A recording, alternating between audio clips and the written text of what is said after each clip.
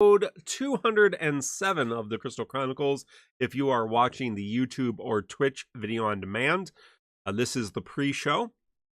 So we'll be hanging out here for a little while. And if you want to skip ahead, just kind of scroll forward until you see the opening video. And that will be the actual show, or you can listen to it on the podcast in its actual show format. But welcome. As I share this with the world, the good news that the Crystal Chronicles is live. Is there better news? No. This is the best of news. The best of times. The worst of times. And I'm going to be sharing that out. I'm all by myself. All by myself. To Materiabot. Shout out to Quetzalma. To Dissidia, Final Fantasy, Opera Omnia, the official Discord. To our good friend 40, the Broadway saying. Lids 87. Rez Foina. Got some videos up recently. Soul Defo. Zeno. I think Dystopia is already does it automatically for us. Shout out. Well, not Dystopia, the Frog server. I think does it automatically for us. Shout out to the Frog server. Shout out to the Frog server. And to the internet at large. So lonely. Oh, lonely. When someone talk and chat as I open this. You know, it's getting something to drink. Yeah, we're still not live according to our Discord. We go out on other people's Discord in a timely manner. Not our Discord though. You know, whatever. Why would we need to do that? Why would we need to do that? Joe Wags is here. Joe Wags is here. Very excited, Joe. I'm glad you're here. On YouTube. Very excited. Stopped by my local comic book shop on the way to get lunch with my wife today. And they had my Pokemon Go Bulbasaur pin box. That was the last of the promo cards I was missing from the Pokemon Go Pokemon TCG set. So, may have also picked up a couple Magic the Gathering Commander precons, as I had one of my good friends ask about that. I'm like, oh, I started looking at them. I'm like, oh, these are kind of interesting. So I picked up a couple of those to kind of look and see what they're all about. Really nice. If you're looking to get into Magic, those Commander precons are really, really kind of cool. Really solid value, it seems, for what you get if you're getting a new one. If you're buying, you know, the older ones, you're going to pay a lot. Apparently, they're somewhat collectible. But yes, I now have all the Pokemon Go promo cards, of which there are like 13 or so ridiculous cards. So, hey, now it's saying we're live. Now it's saying we're live. Hi, we're live. Yeah, so now I have all the current promo cards. Uh-oh. Fuck. What happened?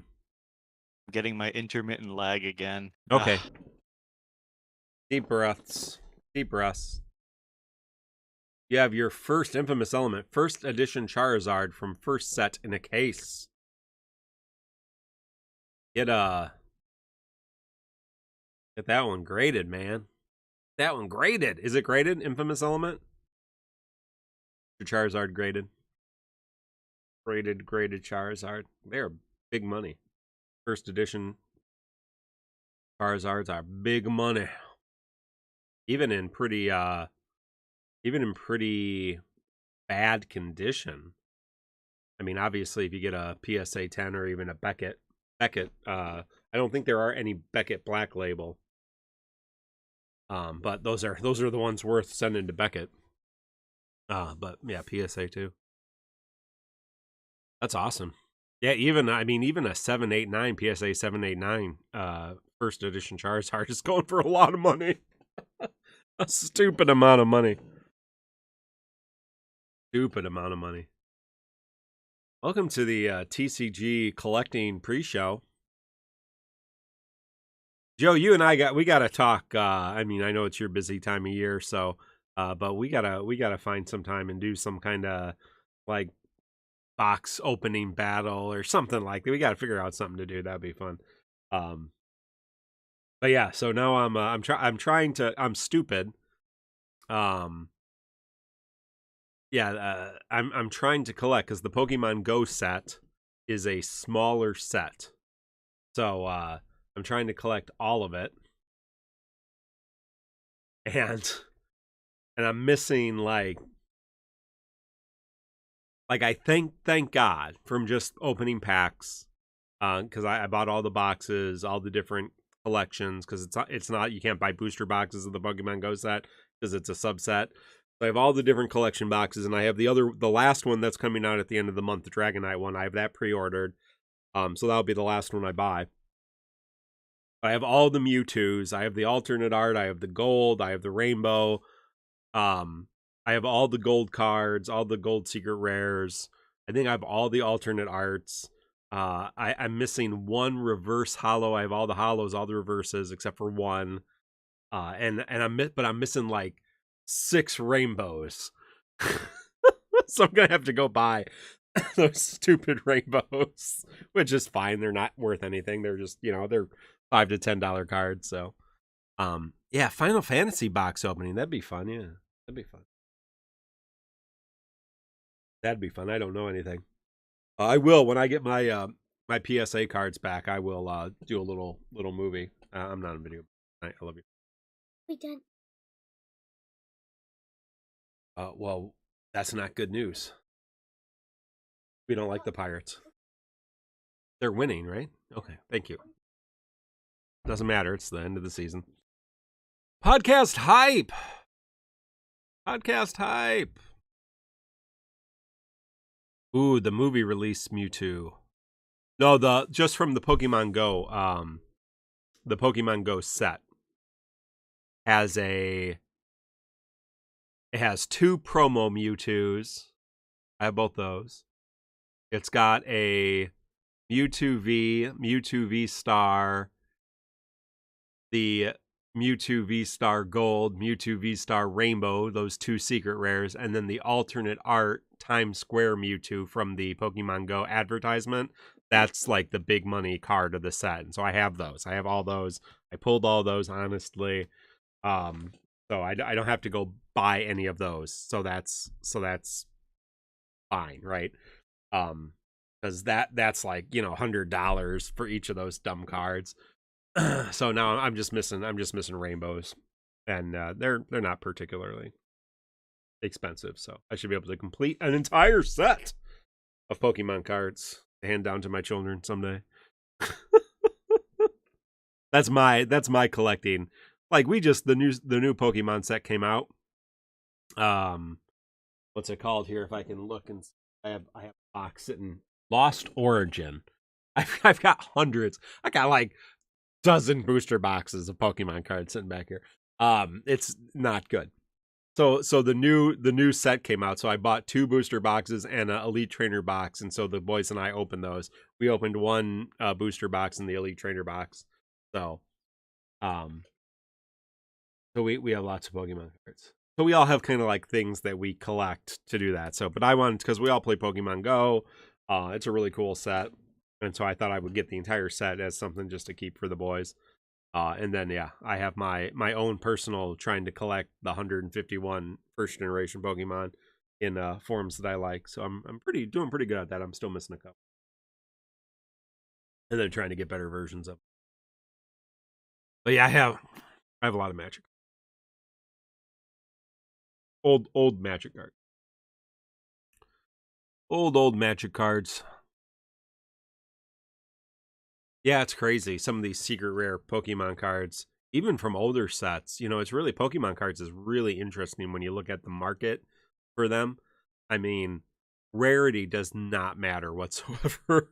Like, it doesn't matter. Like, it's all about its rarity and what the art looks like and what the Pokemon is.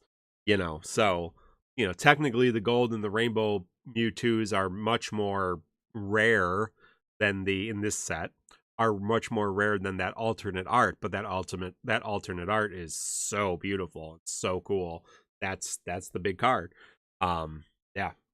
So, and the alternate art cards are just beautiful. Mark, let me try something. Yeah. So when you go to Discord and you click the voice connected, what does it say your ping is? Because mine's is surprisingly bad on this server for some reason.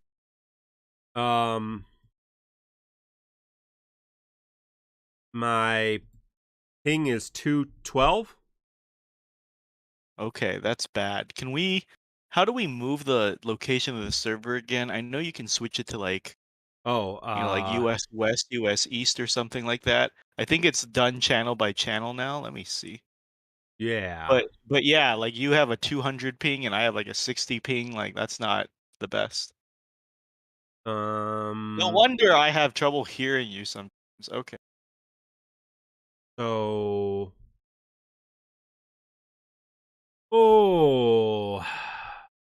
connections maybe? No.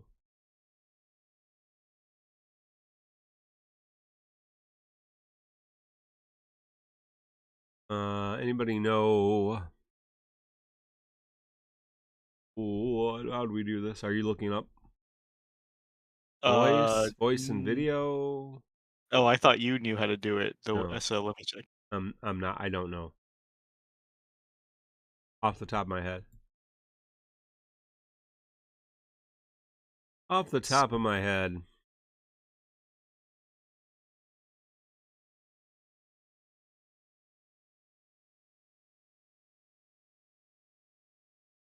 Access voice region settings through the voice channel settings. Okay. Voice channel. User settings. Voice and video. Advanced. Head into the channel settings by right-clicking the voice channel and select edit channel. And from the drop-down menu that appears. Edit channel. Okay. Now where are we going? Region override. There we go. Sure. Let's try US Central. Central? Sure. Let's try that. Oh, US Central. Change anything. Let me see. US is switch back. Did that help you at all? Just doesn't appear to have. Interesting. Appears to have gotten worse. Very strange. What's it on yours? The same. I was at least hope. Whatever. This is workable. I just wonder why it's so bad because I jumped into other Discord channels and my ping's like at like 12 or something that good, and here it's like 60 something. I'm just wondering why the hell that is.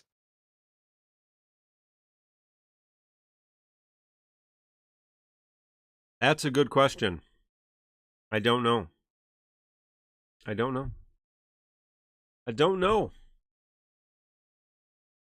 Can all of you hear us okay on stream? Yeah, they should. It's a Discord thing, not a Twitch thing. So yeah, we should be okay. I'm hearing you fine, Mino. I'm not. It's a skill issue. That's good. Yeah, I'm hearing you fine, so. Because I'm at 60. You're at like 200 something. I don't know why that is. Huh. Yeah, 207. All right. Well, let's start the show. Thank you all for being here. It's a pleasure. We're going to talk about DissidiaFFOO. We'll start the show and let's say 5, 4, 3, 2.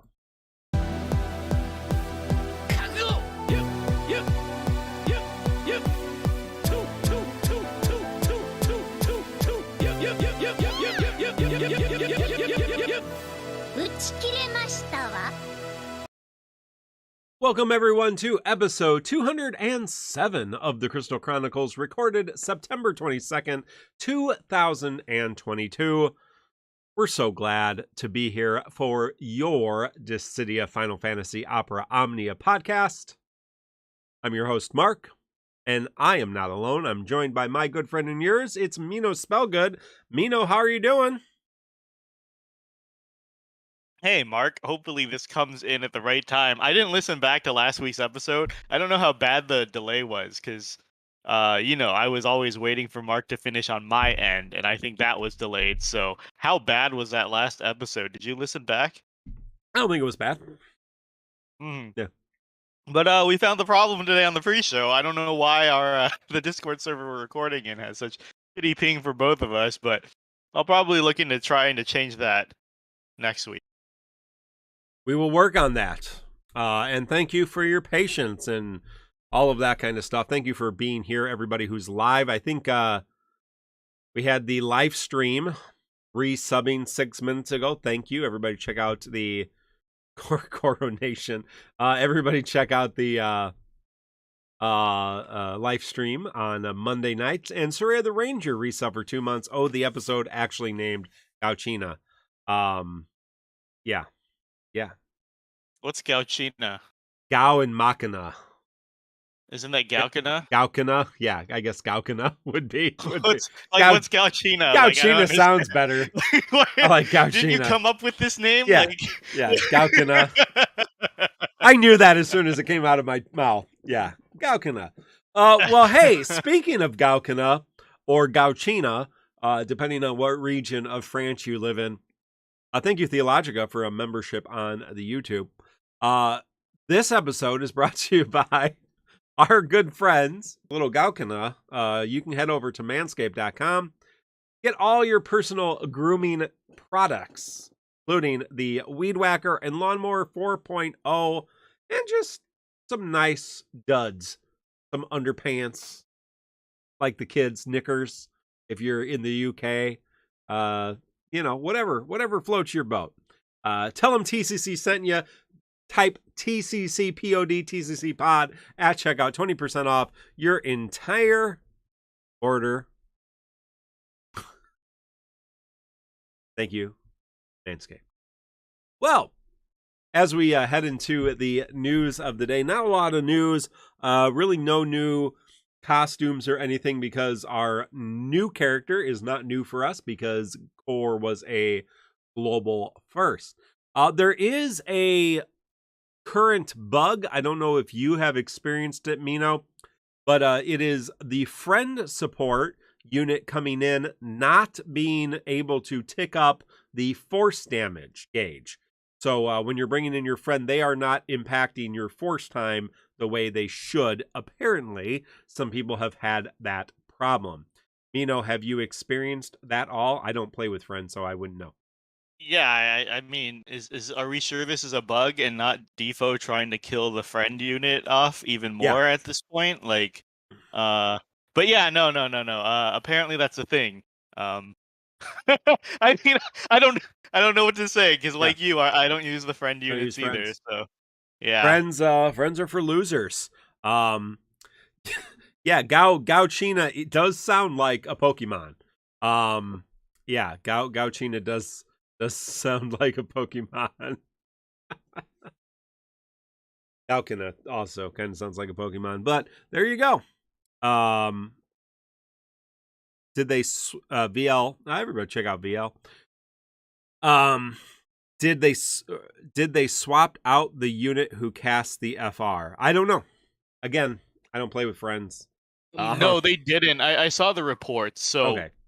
They did not swap out the unit that cast the FR. Because that's like a common sense thing that I saw people talking about in the 6-man. If the FR unit swaps out, obviously their force bonus isn't going to go up. Because I believe, just like BT effects, there's a giant F under the character, right? Like it's a aura on them. I don't know, but apparently that needs to be restated for people, right? You can't just fucking pop the FR and then swap them out. So ridiculous.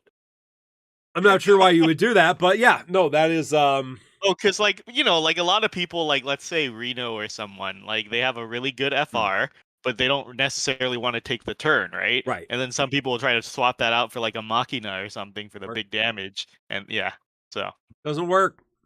Sorry, folks. Doesn't work. The FR character has to be in the FR. Well, let's talk. We got a couple things, and then we got some great questions to talk about that we didn't cover last week. I'll talk about looking ahead to for the next month. But we got 2 events to cover this week: Vayne's Intersecting Will and the new character, quote unquote, for coming back to Defo. So let's start with Vayne's Intersecting Will. That brought back Leon with a C90 and a rework, and Vayne. If you're not familiar with Leon, his big gimmick is apply dark enchant to the enemy and then absorb dark damage. That's his big thing. He does have some trap mechanics and some healing as well. That classic kind of Dark Knight character. Played around a little bit with him. Again, really no noticeable change when his gimmick works. He's really good. Other than that, I don't usually see any use to using him. Mino, any thoughts on Leon? Final Fantasy II's Leon. no, not really, no. Yeah, well, let's get to Vayne then, because Vayne comes back. Vayne already had his BT plus, so Vayne comes back just with an FR.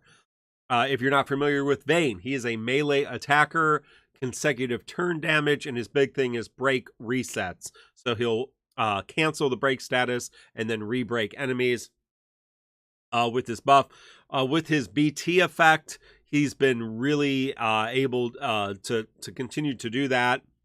And also do some follow-up attacks with that as well anytime anybody breaks. He's fairly self-sufficient as a damage dealer, consecutive turn damage dealer.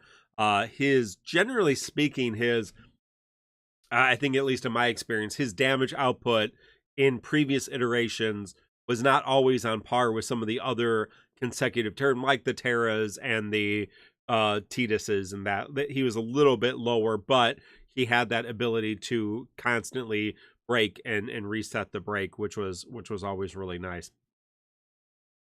His FR, Godslaughter, with the FR partner Arden, so Mino, get ready to tell us all about that, unbreaks the enemies, doesn't attack, and then will tick up. When anyone does brave melee damage, 5%. If Vayne does brave melee damage, it ticks up 20%. And if the active party member breaks an enemy, it ticks up another 20%. The nice thing about Vayne is he can kind of control his own FR gauge because he does have enough attacks that break and unbreak. But he can also add to it from his follow-ups if his BT is effective with somebody else who can break and re-break, or somebody else who's doing decent melee damage. So, but yeah, he can pretty much run his own force time fairly effectively. Obviously, he's a greatsword user, so there's a lot of people with that greatsword ultimate weapon. So I believe his damage output is pretty comparative to the big damage dealers. I think he's still probably a little bit under from some of the other things, but I do have his. I ended up, as I was chasing who's LD. Oh, Leon. I didn't have Leon's LD. That was one of the 3 LDs I'm missing. And so I chased it with 350 tickets and got 3 Vayne FRs on the way there. So I have been using Vayne a little bit. But my greatsword ultimate weapon's not 5 out of 5. And so I don't have a true test to see if his damage is 100% comparative to characters like Machina, Tidus, Terra at the moment. I don't feel like it is, but again, he really can manipulate his FR well. So, Mino, thoughts on Vayne? Why is Arden his FR partner? And any other thoughts on Vayne? Well, according to Reddit, this was a missed opportunity because they said Vayne's. I don't know if you saw this post, but they said Vayne's FR partner should have been Emmett Selk if he was in the game already, right? Because I guess they're both clever, charismatic people and villains. Yeah. And they both hate the gods. I don't know. That was the reason given. So yeah, that clearly Vayne was. I mean, Arden was a mistake. I mean, Yeah. I guess just like sloppy seconds. Yeah. As Emmett Suck's not in the game, so Right. missed opportunity. Yeah. Vayne is too big brain a character for me. That's for fucking sure. Like, I never know what to do with the character, and then I always see people like Blart having like so much fun with the character, and probably Goose too. All the hipsters. Like, they really, really try to maximize him. Like, I've seen some Vayne Yang pairings because Yang has the melee follow up. Of course, Core has the melee follow up now too, as well. Correct? Yep. Like, and the preempt, yeah, which is really nice. I don't know what to do with this character, and I 100% think it's a skill issue. Like, I know he's supposed to like turn hog in bursts, right? Yeah. Like in like three to four turns at a time, but not nonstop consecutively. Like, I know his BT, like, he's a character that wants to take a lot of turns, but it feels like his BT benefits him not taking turns because the aura is quite nice and he does the follow-ups. And I know he likes the breaks, and he's going to play well with a lot of characters that do that right now, such as like, I think Dorgan's our next new character, but I'm getting ahead of myself. But I just I can't get it. I don't. It doesn't click with me, and I'm glad to see that some people in chat like in are saying like, Vayne's cool. They just don't like Vayne, because I think I'm missing whatever other people are seeing. He's a very effective character. He's by no means a bad character, but I've never felt like he was worth the work put in to make him work. I like him as a kit, and I think we're gonna see some interesting stuff from the community. But I personally just never clicked with the character. I don't know if you have any like personal thoughts outside of his kit. Like how you enjoy his playstyle. I mean, I used him quite a bit in EX and LD era. He doesn't run as smooth as like Tidus and Terra. Like, you can't really even shadow. You can't really chain like one set of consecutive turns after another set of consecutive turns after another set. He does have to reset. Like, he does have to take off turns.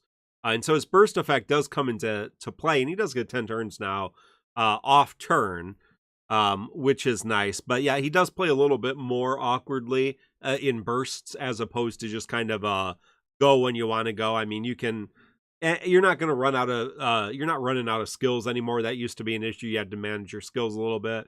I don't think that's a problem really anymore. He does have quite a few skills naturally. He always refreshes a skill with his EX. So I mean, that should not be an issue. Most of the buttons do something useful, break and re-break. But yeah, it is a little bit more effort than some of the other characters. Yeah. Vayne is a great holder of the Neil Spare. Yeah, he is. Joe says that. Minwoo is next. No, Minwoo is not next, right? Who is the next new character? Oh yeah, no, it is Minwoo. I'm sorry. Minwoo is before anybody else. There's no new characters next month. Huh. Weird. All right. That's a whole nother discussion for another time. But yeah, no, I mean, I just don't think the damage output seems particularly on par. I think it's close, but I don't think it's quite as much as some of the other simpler characters to use. Like you said, there are probably some big brain hipsters that can really optimize him and really optimize his first time. And that's one way to play the game, right? So definitely not the easiest character, but certainly not the hardest. And we have more complex characters. Any other thoughts on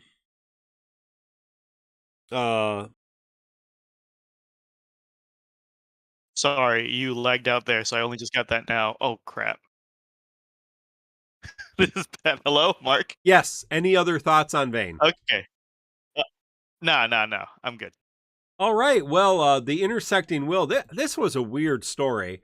I don't know if we want to get too much in the story, but I don't know what the villains are doing in this story, but they're all scheming against each other, and it's whatever. It wasn't my favorite intersecting will. I like some of them. So I don't know. Do you have any? Did you care about any of these characters in the story, it was Vayne, Arden, Golbez, Jegrin, and Kadaj. Those were the 5 characters in this arc, all scheming, and Spiritus, all scheming against each other. So kind of a weird story, but any thoughts on that, Mino? No, I skimmed through, but it seemed like a very very, very convoluted anime mess. Yeah, so, no, it was. I was not gonna deep dive into that. I was. Yeah, Yin says Vayne thinks he's big brain by talking, and Arden goes, "You're not the only smart one, you dumbass." Yeah, I mean, yeah, they pretty much that's like fair, right? we all outwit each other. Like, yeah, it's some weird Batman episode. Okay, but the fight. Speaking of Batman, Batman and Robin, aka Arden and Golbez. If you're looking, let me stop first of all. Before I forget, if you want to learn more about Leon and Vayne, go to TonberryTroupe.com and you can get all the details on the beautiful infographics. If we look at our podcast polls, thank you to Quetzalma and J.A, MateriaBot podcast polls, the first Vayne banner with Yuri, like who the hell is that guy? Yuri's BT. No one across 9 servers. No one pitying the BT on this banner. 5 people pitying Vayne's FR on that banner. 0 people going for the LD. 31 tickets, 72 skips. On the other banner, this is for Vayne's BT. 2 people getting Vayne's BT. Must have not had it before. 3 people going for the FR. 2 people. So a couple people trying to get his entire kit who didn't have it before. 26 tickets and 88 skips. So not a lot of people going for Vayne. So Indolent Lard was on Ranting Hour last night. Shout out to Indolent Lard. Excalibur has a great infographic about the fight. Destroth has a great infographic about tips for team building. If you want to check those out, those are on our Discord and also Dissidia Info. So you fight Arden and Golbez. Arden starts off with his Aura of Darkness, so you immediately take damage off the top, so make sure you have some healing, or you might not get the condition there. Arden can take extra attacks when he has his Auras of Darkness buff, just like the character. You're literally fighting the characters that you can play. The force time is negated with a melee FR attack, and when you if entering force time after a melee FR attack, obviously this is going for Vayne, but thankfully there are several now melee FR attackers, so you can use more than one. The big thing is at 100% of the force gauge, Arden triggers Rising Phantom, cleanses all debuffs from self, resets player and party break status, AoE HP attack. If Arden is KO'd, Golbez enters force time without any attack. And all enemies' HP cannot go below 1 and cannot be KO'd during their force time, which is 8 turns, I think. Awful. Other than that, Arden triggers his Aura Darkness immediately, and then Golbez triggers Black Wave immediately. Other than that, that's a self buff. He does that again at 49%. And 59%, Golbez will do a single target brave damage attack on a random target, and it also at 19%, and then inflict paralyze. This does not trigger during summon or burst phase, but will trigger when you come out of it. So there are a couple threshold attacks that you need to think about. Basically 100%, and then 59% and 19% on Golbez.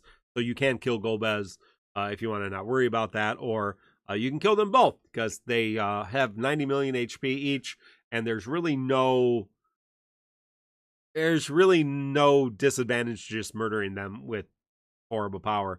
And I may have done that on this one. I may have just gone full craziness and killed them real fast.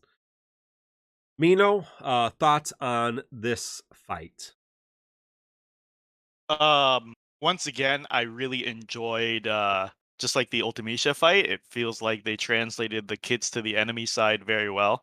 So it's very fun to see Arden break and then follow up and kill me, or Golbez power up. By the way, Golbez got a lot of new shiny toys. You know, that's a neat look if he gets any of those in the future. Yeah. I think he got some pretty cool attacks. I keep forgetting what they're called, but I'm glad that they have ideas for him, surprisingly, whereas I don't think Arden got much new, right? Unless I'm misremembering. No, Arden pretty much has his kit. Aura of Darkness, Rising Phantom. Right. But right? Binding Cold is not an attack Golbez has. Black Wave is something he has. If I go to Tonberry Troupe, I can probably look that up. Yeah, Binding Cold was pretty neat. That's definitely a cool attack in the future. But I am not so. I ran a defensive Reno team, and then also for the record, Eldnar sucks. I don't know why I was praising him last week. I'm pretty sure I really fell into that synergy bias. Of course, he'd be good for the fight he releases on, and then the fight that came before. Of course, that's how all these characters are designed. But holy shit, when I try him on this fight and the next one, like he did nothing. What a garbage character. Like I think I just replaced him with like Gladio and did like 3 times more damage. It was kind of disgusting. Holy shit. I got baited into thinking these old updated characters could be good. They're all trash. Eldnar's is trash. And it's very cope to think any of these turn hoggers can be super viable in the Shinryu era.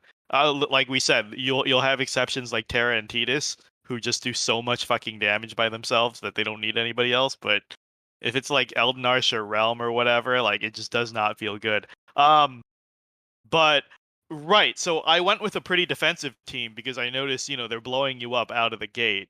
And from what I've found and what I've talked to other people, it seems like if you have good mitigation, this fight isn't that challenging outside of it. Just because they're throwing out a ton of damage at you, but if you can like block and mitigate all of it, they really don't have any other tricks.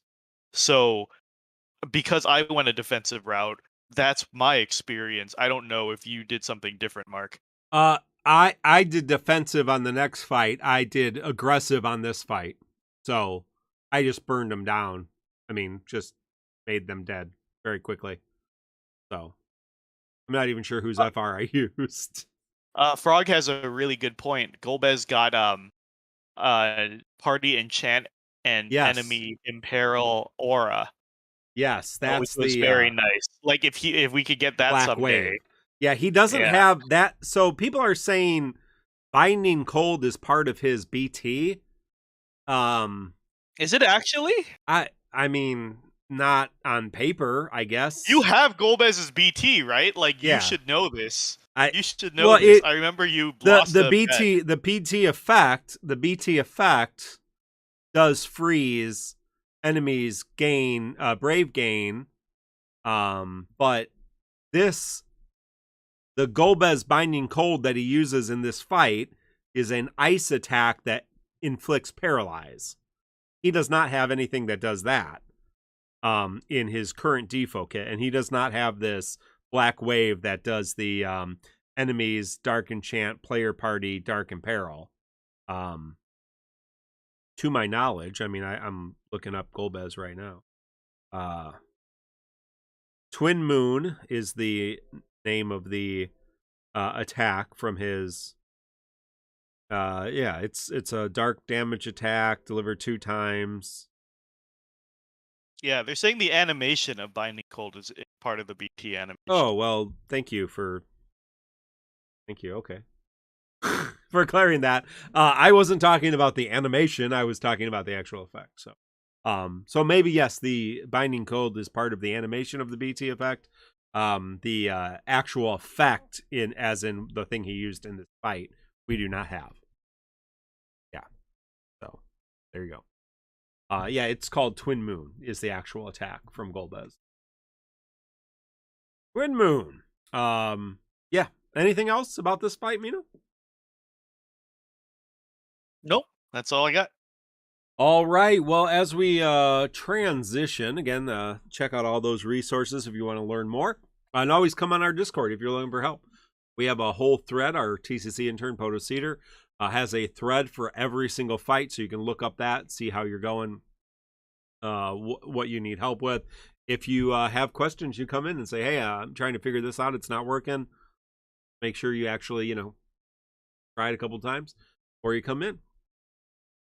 As we transition to the core fight, we do have a supporter corners question. So if every week or every time we podcast, if you are a Twitch sub or a YouTube member and you are linked to your Discord account, YouTube or Twitch linked to your Discord account, you have access to a TCC supporter chat and also a podcast supporter corner where our intern asks a question every week. So this week, the question is, what's your favorite quality of life that's been implemented in Default? I'll give Mino a minute to talk about that or think about that while I look at your answers. So Tree Void, shout out to the Tree Void Hour, multiracial line, 10 ticket pulls and G tokens. Tellute says, Auto plus plus. Oh man, that was great. Mouse, yes, Leafblade Mouse says auto sell. All these are great quality of lives. Worry Chad says Frog says removal of D2D because I'm bad and I don't like content and I can't beat. Yeah. Mouse changed their mind immediately and said actually the party use screen, which I don't think JP still has. Doesn't have that yet. There are several quality of lives the JP version of the game does not have. Blart, right. Only needing to clear one mission to get all daily rewards, especially with additional daily hunts. Close second, the artifact. Oh, Lord. Artifact revamp system. No kidding. Anomander says, auto-select summon boards. Remember when you had to click? Oh, Jesus. No, but now I do. 65 times per summon board on a character? Yeah. If you're not familiar with back in my day, when you had to individually upgrade summon boards, that was awful. Jet says summon point revamp. Yin says infinite cycle quests. Oh yeah, we used to be locked out to 10 summon quests a day, or maybe you had like a key you could use every day to unlock one. Like it was real rough. You could not do that. 5 runs a day. He's saying, I don't even remember. Skip tickets. That's multiracial says skip tickets. We don't have those yet, but someday we will.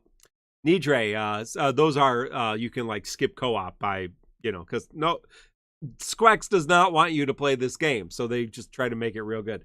Nidre says predefined friend skill orders. Yeah, that was so we used to have where friends could set their skill order, and then they would often be bad. And so now you can control that. Eamon says 10 tickets, hands down. Indolent Lard says, aside from skip tickets and party use screen, being able to see LD call abilities on your other 3 party members and 6 warrior and calls being tied to party slots instead of characters. Yeah, that's the most recent that we got. RVK says the total power listing so I can flex on how powerful my Fujin and Grimace are. Stray Beat says having hard mode available from the start and clearing them also gives the normal reward. God, that's so good. He stole mine. All right. Yeah, that's awesome. Tudik says auto sell because I could pull nonstop and drain my ticket stash forever. Yes, auto sell, not having to go back and sell. So good. I think it's I love the multi-ticket option a lot. But the artifact, I've complained about artifacts in this game since day one. So all the artifacts, reds were never guaranteed, and now they are if you have the pass, the Moogle pass. It used to, you had to individually do everything. There was no auto function. It was so bad. So bad. So yeah, all the upgrades to the artifact system, which doesn't really matter anymore, but yeah, so I would say my favorite current most used quality of life is the 10 ticket draw. I used to do that all the time. Mino, what are you gonna say? For mine, it's auto sell, but just to say something that nobody else said, it's the buff icons. I feel like if I had to choose something that I actually use all the time, it's the buff icons being more distinct. If you can remember how fucking awful it was to have what was it, like 6 buffs on each character that all looked the same and had like similar timers. That was by far the worst. Obviously, there's still some buffs that will share it, but it's very rare on most teams, right? Like it's very distinct. Like you can tell at a glance what is what, as long as you know like what buff icons your character gives. So that's the big winner in my book. No one said 8 debuff slot. That was a great quality of life because I hate it because now I have to debuff even more for the ribbon effect. Not the ribbon effect. Yeah, the preventing them from buffing. Yeah, preventing them from buffing. Yeah. You need 8. So yeah, it's a joy and a curse, blessing and a curse, joy and a curse, blessing and a curse. They introduced that for Kefka's tuning pass. Yeah, Kefka. Yeah, and Kefka never became good anyway. So nope. Like, what's the point? Not at all. Well, our third GL first character was Corleonis, the Immortal, from Final Fantasy 15 prequel movie. He was in that, right? And also, I don't know. Yeah, I was hoping you watched it. Yeah, no, I think he was in that. He's not the main character, but I'm pretty sure he's in that a little bit. The main character is some other guy who dies.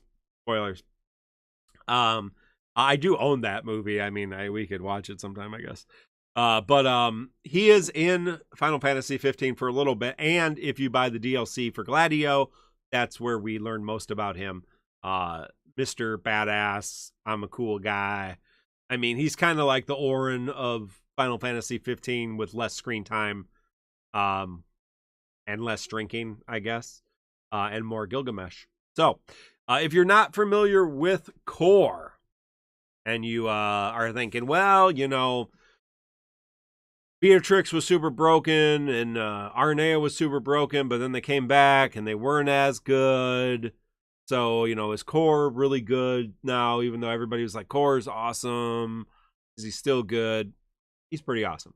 He's a linked attacker, which means he partners up with one of your other characters, and every time they attack, he has a preemptive strike, and also puts some special buffs on them as well, which are really defensive damage reduction buffs. He also then attacks before an enemy attacks that selected character, or if they're doing an all attack, or himself with his own buff. He has some limited support, limited damage mitigation, battery healing, and rainbows. He's also got the rainbows. And he comes back with his FR, and his FR partner is Gilgamesh. Final Fantasy V's Gilgamesh, to be specific, because that's the only Gilgamesh we have in this game. So, his big thing is during his force time, party members' brave damage up 30%, brave and HP damage taken minus 50%. So his actual FR effect has a lot of stuff. And Core's brave hits each have 40% chance of maximum brave damage. Rainbows. Rainbows everywhere.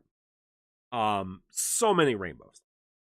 His HP damage and force time ticks up 5% for an off-turn attack, and 40% if you deal a more than 9,999 brave damage in one hit on your turn. So his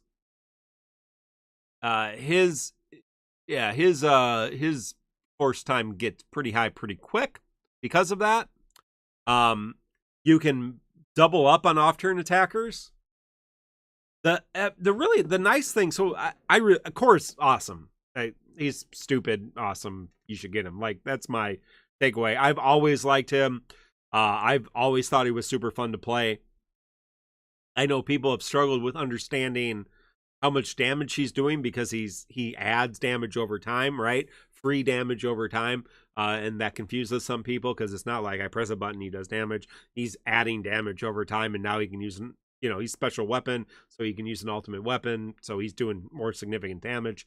But his force time, I think, is really versatile. It's a great FR because it can be something he can run his own force time because he has the LD that you can just pop for a free turn, automatically uses special brave attack for another free turn, and so he can just up his force time at will if he needs to. Or you can kind of play it as an off turn, get the bosses some turns, and tick it up on off turn, partner them up with other off turn characters, and it can get real crazy real fast. I think for this fight just initially, I used Kane and Gladio and Core, and so you have a lot of off turn damage going on. And so it just ticks up a lot. And so then you can, like I said, you can choose to push it up with his and then sit back with it, or kind of play it either way. So I really think it's one of the more versatile FRs. And there are some, I know Mino's going to talk about some of the possible exploits and stuff as he's looked into that a little bit, I think. But just as it should play, I think it's a really versatile FR. I think he's a really awesome character to have in your kind of stable. Just really, really, really cool. And he does pair well with pretty much anybody. So he's just a penultimate third slot character, adds something to any team. Really, really just a solid character. He's a badass. I don't like his costume. I don't think I have it. Do I? Yeah, I don't even have it. Equipped. Yeah. I don't even have it. Because I don't like it. I don't have Vayne's costume either. It's okay. Next month there's like 3 costumes I'm gonna buy. So but I'm not buying this one. I just like his regular look. Regular cool. Mino, what are your thoughts on Core? I really like how you said penultimate third slot character. That's a really good description. And I don't know, somebody out there must really love FF15 because all of their characters, except for I would argue against Prompto, have been really, really, really, really strong. Like Lunafreya into this back-to-back new characters are just, as some people put it, the definition of meta, right? Like this character does everything so well, and you really can't fuck up. For GL players, we're already experienced with the character, right? Like we know the ins and outs. So the new stuff for the FRs is, so he launched with a bug that they killed in JP about a month later afterwards. And first of all, I want to thank Cell from Tonberry Troupe for doing all the legwork for this. He truly is the objectively best actual content creator for DeFo at this point. I feel like nobody does more research than Cell at Tonberry Troupe now. I feel like Tonberry Troupe is probably even more accurate these days than it used to be. And like the only reason I'm not including BC as like the best DeFo content creator anymore is because he's more of like a sensationalist, right? Like he's the Fox News to Cell's, I don't know, CNN or what's the radio? NPR. And sure, NPR. Let's go NPR. Sure. Yeah, okay. Yeah. Okay. Yeah. Yeah. But anyways, so credit to Cell for doing most of this research. But basically, when Core launched, what he would do is his preemptive attack, because it's so weird, it would count as a separate on-turn attack. So for a lot of these FR effects that had on-turn elemental bonuses, like the big one was Lunafreya, yeah, because that's like 40 for ice, right? And then like Braska has it for fire, yep. etc. So like if like let's say Lunafreya's is 40 for ice, if Lunafreya took a turn, Core's preemptive attack would tick it for 40, and then Lunafreya would tick it for 40 again. Wow. And then whatever bonuses, like Lunafreya and Core, Lunafreya could get like 100% in one go. And like if Core went himself, that's still 2 times. It's the preempt and then his regular attack. So his preempt, because the preempt counts as part of the main attack, it was triggering these on-turn effects twice. So apparently this got hit pretty early in GL after Lunafreya hit, because GL already had Core. So Cell was saying there was a record of like a week or 2 after Lunafreya dropped, they actually killed this interaction right off the bat. And Cell and I have tested a few characters, and Cell said like it doesn't work for Braska, it doesn't work for the only person we found that this still works for is Reno. Oh, yeah. If any listeners want to cast a wider net and see if the exploit is still in the game, feel free to. But right now we have confirmed that the exploit still works with Reno. So if core it has the lightning enchant and is tied to any character during Reno's FR, you'll get a 40% bonus for an on-turn lightning attack. Nice. So this just means Ludafreya stocks down, Reno stocks up. way up. Yes. Yeah, Reno Core. Reno Core Gladio can do some. Yeah, exactly. Do Right, some like big damage. people are already running that team, and like the GL players are already in love with Reno's FR. That was kind of glossed over by the JP player base. And like GL, the new hot thing right now is to run like Reno Gladio and, as you said, Core. And now you know that Core is pretty broken with Reno as well. This makes the pairing even stronger. So if you want to exploit this until Squex catches on, go for it. Very fun interaction. Other than that, I feel like it's such a huge reminder, especially during like Shinryu and Force time, that the preemptive attack counts as whoever's acting's main attack. So that does not tick off turn conditions. His follow-up will, right? Yeah. When he follows up when the enemy targets or whatever, but like his preemptive does not count as off turn, I believe. And so that's something to keep in mind while team building, but otherwise, as everyone's saying, very easy condition, very easy FR to hit, very easy character to slot into the team. I feel like you can't go wrong with Core. Also, I don't know if you were circling back to the characters that got their updates, but Gao is a rare one that I've been impressed with. I completely forgot Gao. Yeah, Gao came back to got his C90. Yeah, completely skipped Gao. Yep. Yeah, so like I don't know. Again, I told myself after Eldnarsh I would test these characters outside of Synergy, but or in fights coming up. But I was actually impressed with Gao's damage output for an off-turn character that just got updated. His damage output is quite noticeable.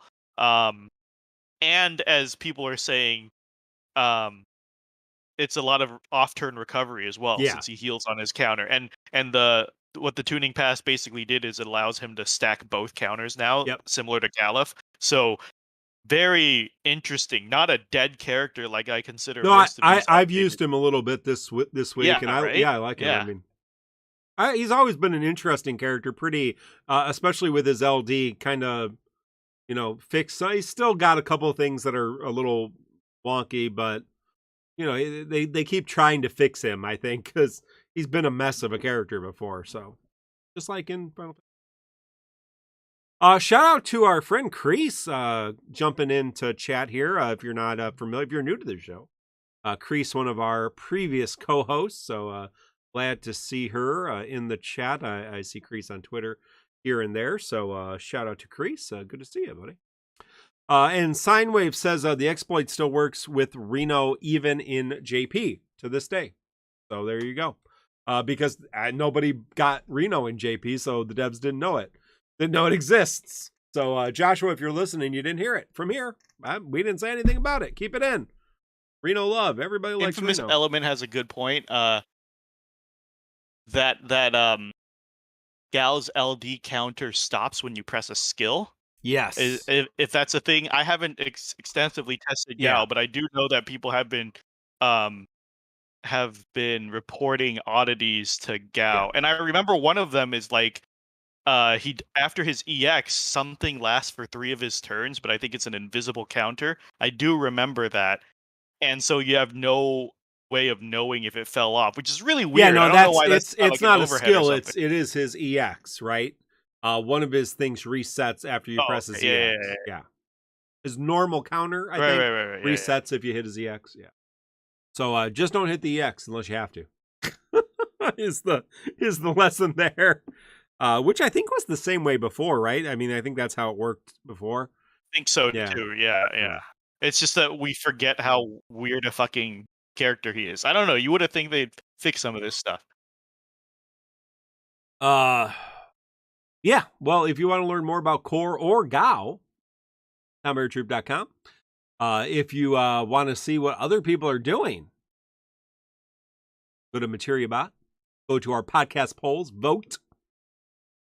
0 people going after Yuri's BT, but 28 people across 9 servers pitying the FR, 1 the LD, 83 tickets, and 10 skipping.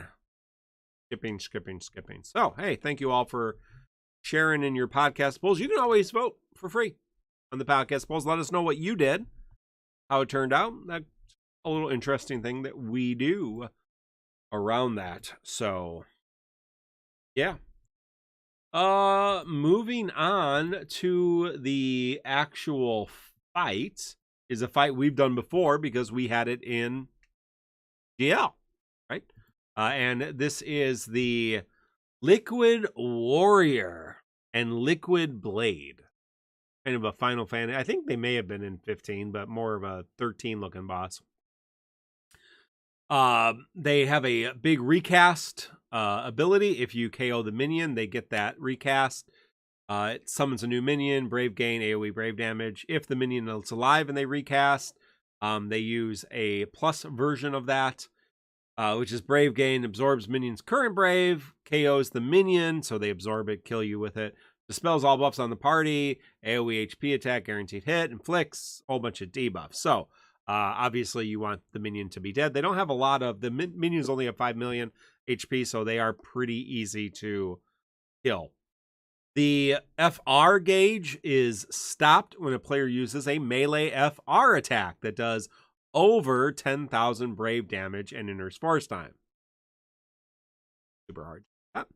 Of course, that is Thor's ability.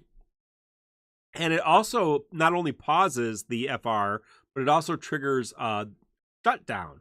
Boss Brave damage, resist, and defense down 100% if you're using Core's FR, which you probably did, and you probably realized how easily this boss died when you did that. I imagine anyone who's using Core didn't have to do more than 1 force time, and I brought a defensive team and didn't have to do more than 1 force time. Brave, the enemy force gauge, the party, they get 100%, or sorry, at 20%, the party gets attack down 100%, 40%, the party gets Brave Gain down 30%, 60% enemy Brave damage up, and 100% boss triggers Mighty Cobalt Wall plus. That's the thing where it absorbs the thing, but it cleanses all debuffs, recovers from break, AoE HP attack, enters 5 turns of force time with Brave damage and HP damage up. No thresholds for this particular boss. But yeah, if you brought Core, it didn't like that. It died pretty quick. Yeah, I brought Core and Gladio and Kane the first time I did it, which was not good for the boss. Core, Gladio, and Reno, also very fun. Mino, did you bring Gao for this fight? No, but I do kind of want to play with it just because, as you said, like, this is the most synergy biased fight I've seen in a long time. Not that that's particularly bad, but like, I have fond memories of this boss type. For some reason, I don't know why I enjoyed this particular boss type so much. Usually it's the most loaded with mechanics. I just didn't get to see any this time, so I'm going to try to go back and run it. Because this is the infamous, like, lightning else like hell, and if it breaks you, it'll kill you. Like, I'm hoping it usually has those mechanics.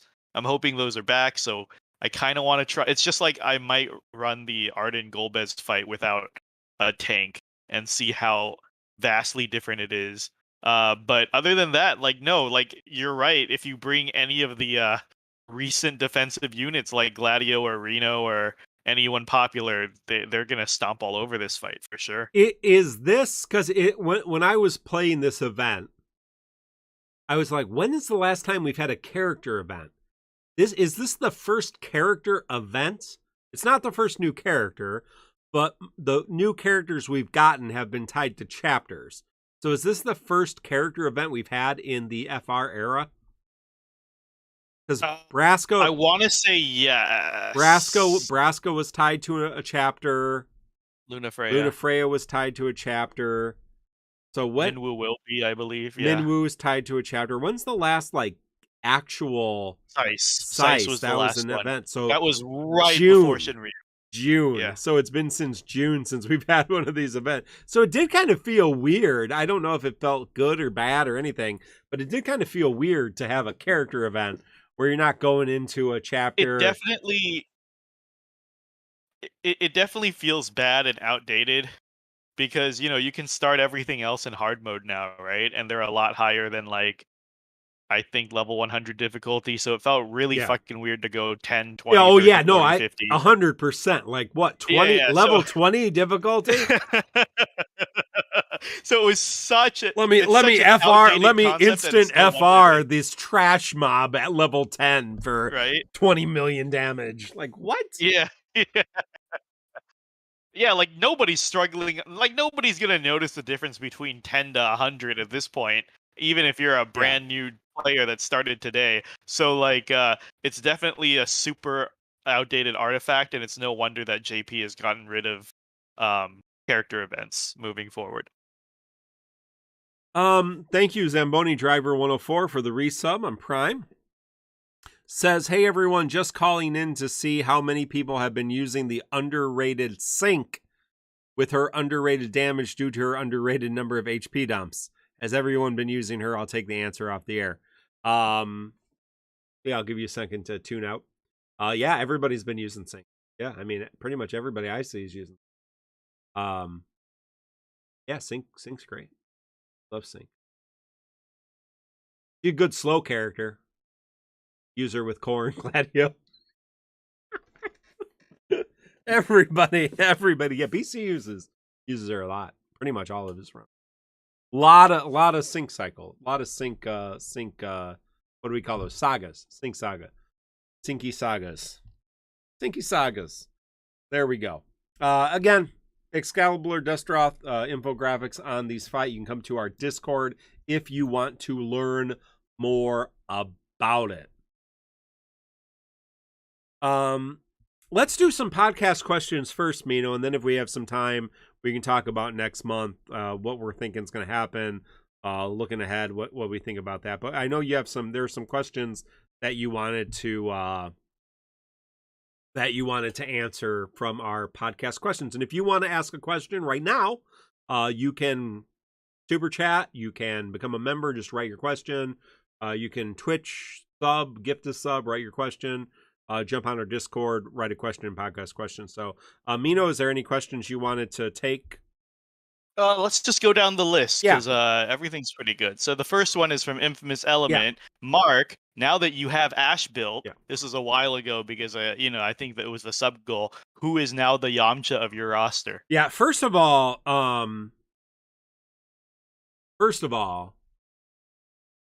Yamcha's great. I think calling Ash Yamcha very disrespectful. If you are a Dragon Ball fan, you know the character you should have used is Krillin. What? Oh my god! No. I gotta push back. No. Hell no! I just reread Dragon Ball. Yamcha's beyond useless. Yeah, Krillin at least shows up. Yeah, no, okay, Yamcha...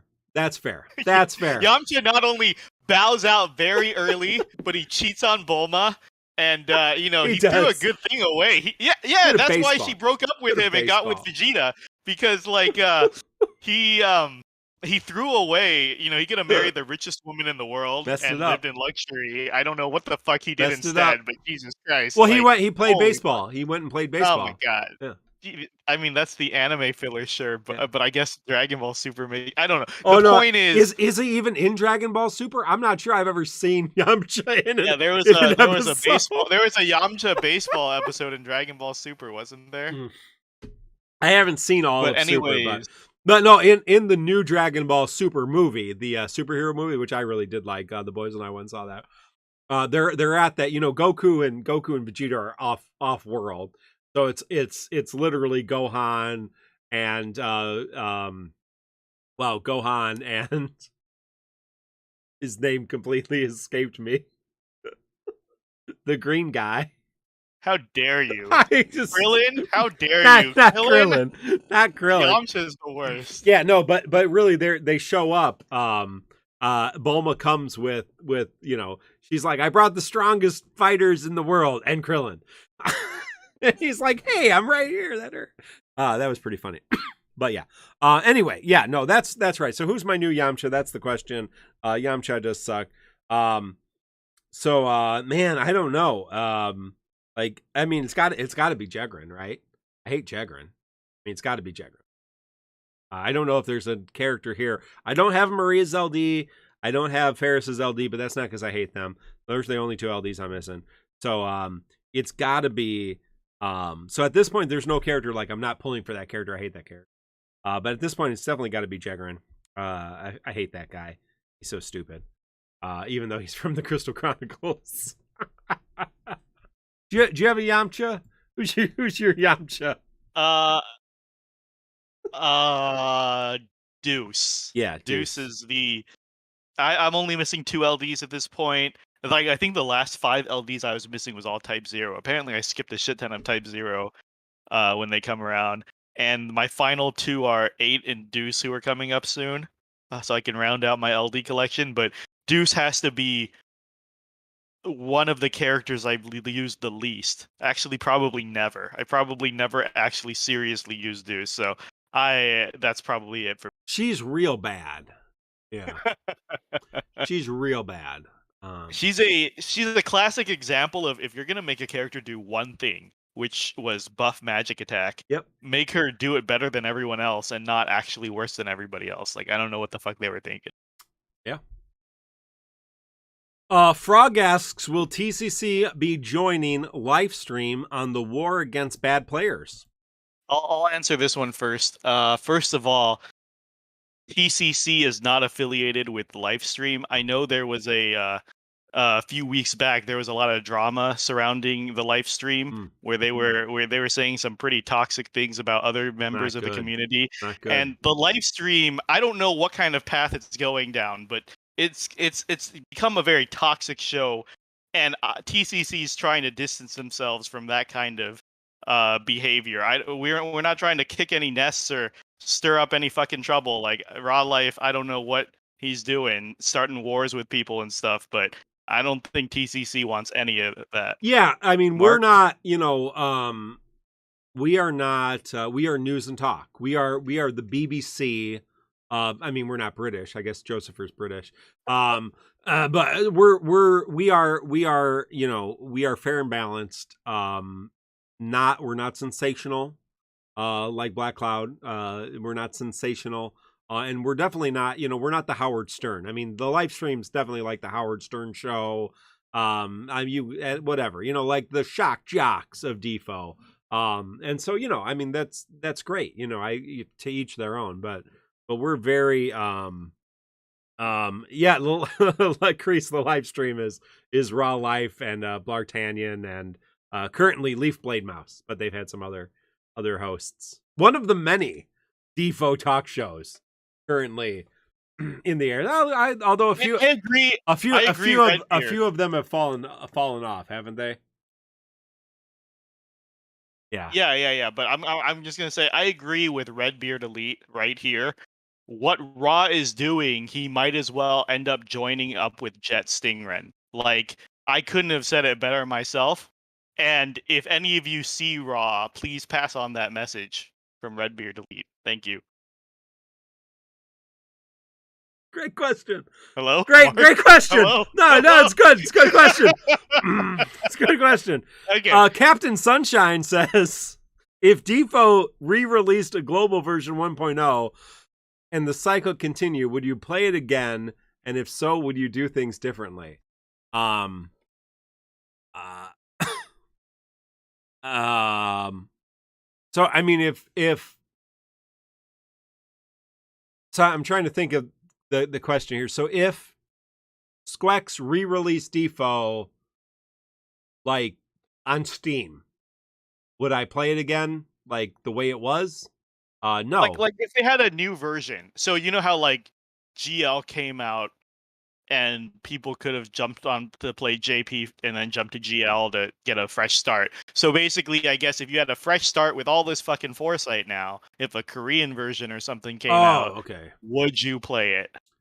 No, I mean, I'm already playing this version. So now, I mean, if the I wouldn't play it again, right? Like, I have no desire to even start a JP account and do all the grinding. Like, I don't want to do that. I've already done that. But if I was, I think the other question is, if I was starting again, would I do anything differently? And the answer is no.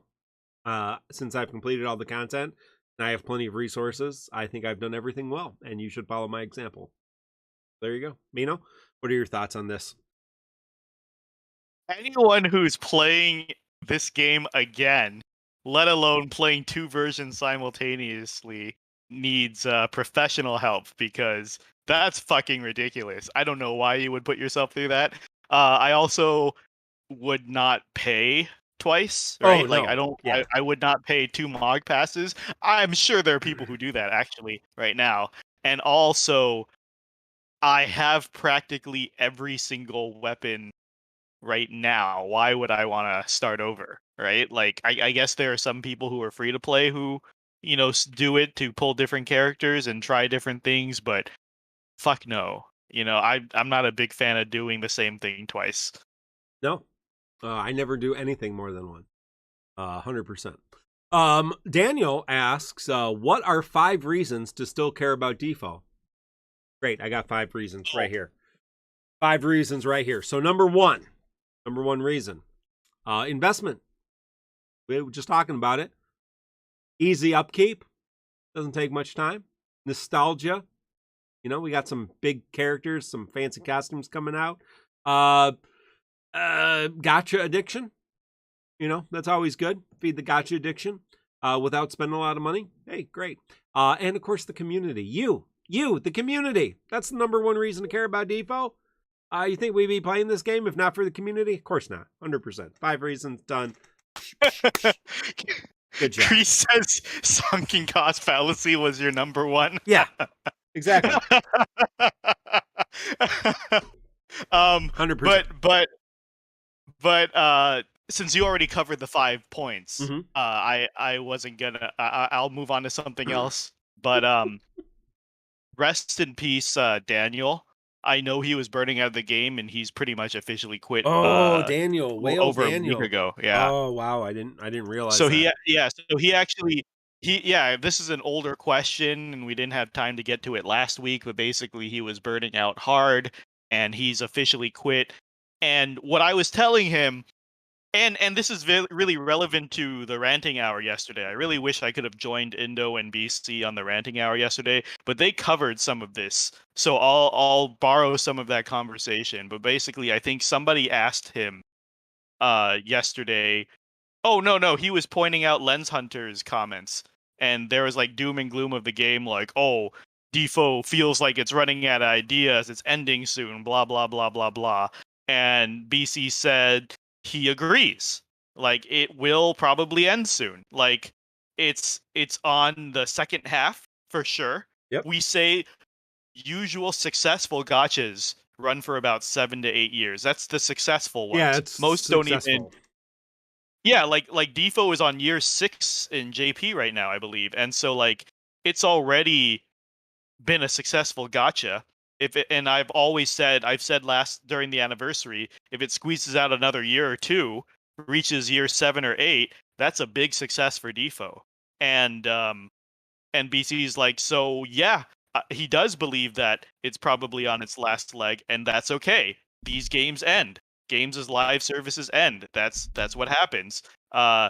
Constantly dooming it isn't going to make things better. You should either enjoy it and not hoard 2 million gems, spend like end of services around the corner at all times, enjoy the game. And as I was trying to tell Daniel before, I personally always encourage people to leave games that they don't enjoy anymore. Yeah. It doesn't help anybody when you don't enjoy the game and you stick around, because you're not having fun. You're probably bumming out the people who still are having fun. And also, you have better things to do with your life than play a game out of sunken cost fallacy. So, like, because I've played MMOs since like for decades. Like, I started with EverQuest, right? Like ages ago. And this isn't my first rodeo when it comes to gachas either. I play a lot of games as services, and it's just I always put anyone who's thinking about quitting, I will always push towards quitting, because it's okay. Like, most of these people who are on the fence, this is probably their first games of service, right? Yeah. And like, this is probably the game that they played the longest, so they feel some attachment. As Chris said, it's like sunken cost fallacy. It's just not good for you. That's not a good reason to stay with something. It's like a relationship, right? Like, you shouldn't be in a relationship if the only reason is, well, I've already been going out with this person for like 5 or 6 years. So yeah, no, that's why you yeah, that's why you stay with somebody, right? Because you've already invested so much time in them. Oh yeah, that's true. Okay, that was a bad example, but like, you don't want to retrain somebody, right? Exactly, right. And then, like, if you're married, then you have to like split the assets.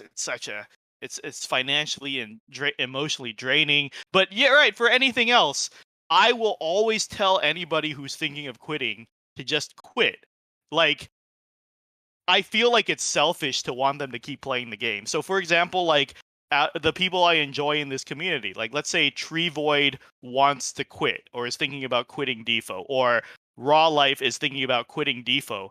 I'll say, yeah, go ahead, quit, go do something more fun. I feel like the people who are saying, no, don't quit, stay, is because they don't want to quote unquote lose their friend. But I feel like I'm not going to stop like, if I'm really friends with these people, I'm not going to stop talking to them just because we don't play the same fucking mobile or something like that. Or I'm not going to be like, oh, hang in there for a couple of more months. A character you like might come out. Like, if there's cracks now, go pursue your fucking happiness. You should never encourage people to stay committed to something that they're not fucking enjoying.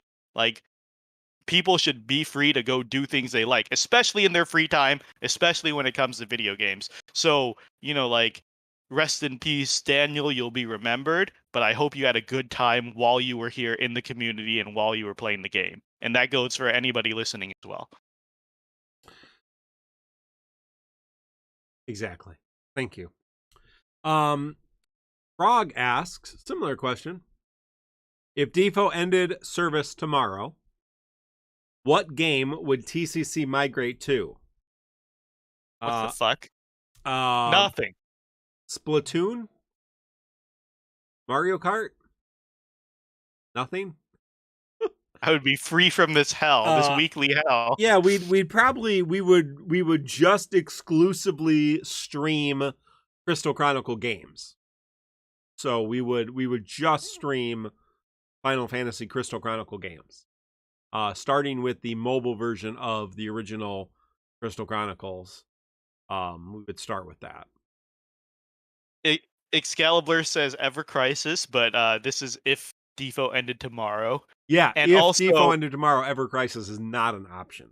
Also, Ever Crisis is being held on such a pedestal right now that so many like Defo players who are like burning out, it's not going to be good. They're like Ever Crisis is going to save us. No, they're like Ever Crisis is going to save us. We're all going to migrate to that game. I can't wait to see if it's just gonna bomb right out the fucking bat, because guys, Squex has already come up with so many gotchas since Defo, and these people keep trying to jump to those, and those don't last like a week. Like, the Nier one bombed almost instantaneously. We had so many people jump to the Nier game and abandoned it almost instantly. Then there's the Octopath game that barely grabbed any interest from people. And then there was First Soldier that everybody thought was going to be a big hit, and that bombed instantly. Like, I'm going to be so...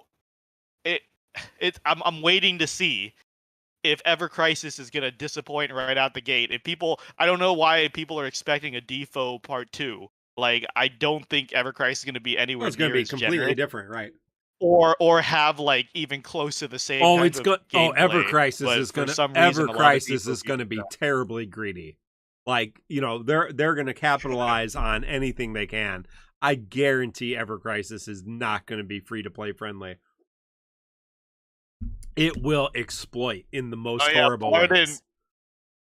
Blard and Tree Void are reminding me about our Echoes of Mana failed expedition. At least we stuck to that for like 2 to 3 months, boys. That's longer than most. So Hey, You know, credit where I'm credit's still due. playing Attack on Time, so you know that's for about 6 months now. So there you go.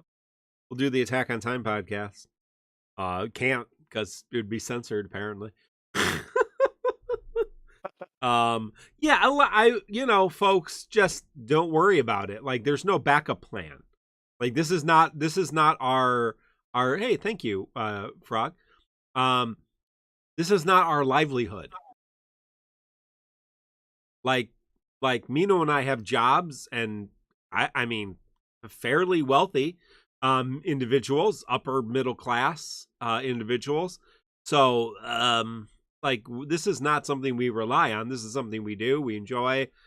So yeah, if Defoe's gone tomorrow, like, we'll see. You know, we're not gonna, if Defoe ended tomorrow, I'm not gonna destroy the Discord tomorrow. You know, we'll keep it open for a little while. You know, but yeah, at some point you go on to different things and do different things, and that's okay.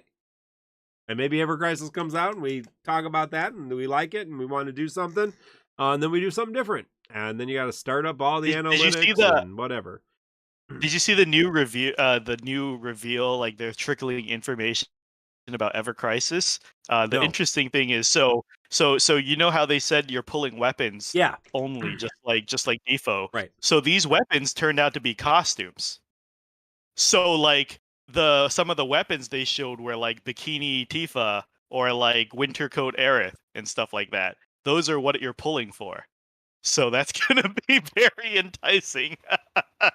You're literally pulling for the costumes, which count as weapons that give him new abilities. Wow. Yeah, so I can already tell you, if there is summertime Tifa, cowboy Tifa, bathing, you know, like, we're all, you know, spring festival Tifa, winter festival Tifa. Yeah, super exploit X. They're gonna try to get your money. That's what I'm doing. Not gonna be free to play friendly, folks. They're gonna try to get your money. But we'll see. Hey, you know, that's a different show for a different topic, different time. Yeah, speaking of dresses, Tifa dresses. Crush. Here, let me drop it into TCC General really quick so you and the listeners can see what I'm talking about. So like these are the examples of the quote unquote weapons you'll be pulling for. Thank you. So if you want to jump in, oh. Nice. Wedding dress Aerith? And what the hell is Tifa wearing? sweater armor Tifa? Like, she's wearing armor except for yeah. Okay. And Blart says, and here we are stuck with paper weapons, 2-dimensional Tifa weapon. Man. Okay, people. That sucks. Yeah, enjoy the free to play Ever Crisis experience, people, because you're not gonna like it. You're not gonna like it. Yeah. Only like, there's no way. I just hate to burst everybody's bubble. There's no way Ever Crisis. Who's doing Ever Crisis besides Squex? Is there another team on board for Ever Crisis? That's a good question, and I'm going to gamble and say no. Yeah, it's just full on Squex. Because remember the big report of the last financial year was that Squex was trying to close all their partnerships and make their gacha games from in-house, right? So they don't have to split those filthy profits. So that's not a good sign if it's just Squex. And this is their flagship right now when it comes to Final Fantasy VII Remake. Yeah, the free-to-play experience of these people who, like you've said many times, this is their first gacha game. You know, they've never spent any money on this game and complain if they think for any second the game wants them to spend money. Yeah, they may be sorely disappointed by the Ever Crisis experience. I may be wrong. And I would love to be proven wrong. Maybe it will be the most free-to-play friendly game ever, and it will just be trying to sell you to get the other the other main story games. But I have a feeling, seeing what I just saw, that might be not the case. So there you go. There you go. We'll keep you up to date. So, Crush asks, what FR pairing do you want to see the most happen? Feel free to include units all the way up to current JP. What FR pairing do I want to see happen? I don't particularly care. Mino, do you have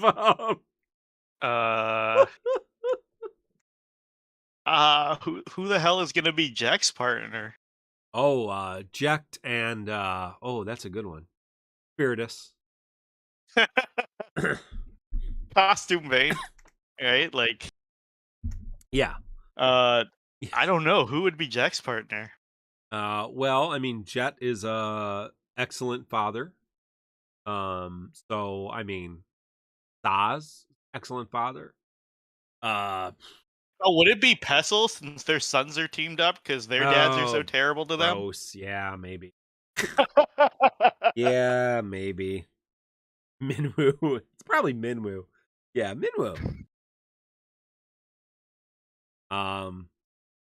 Yeah, I want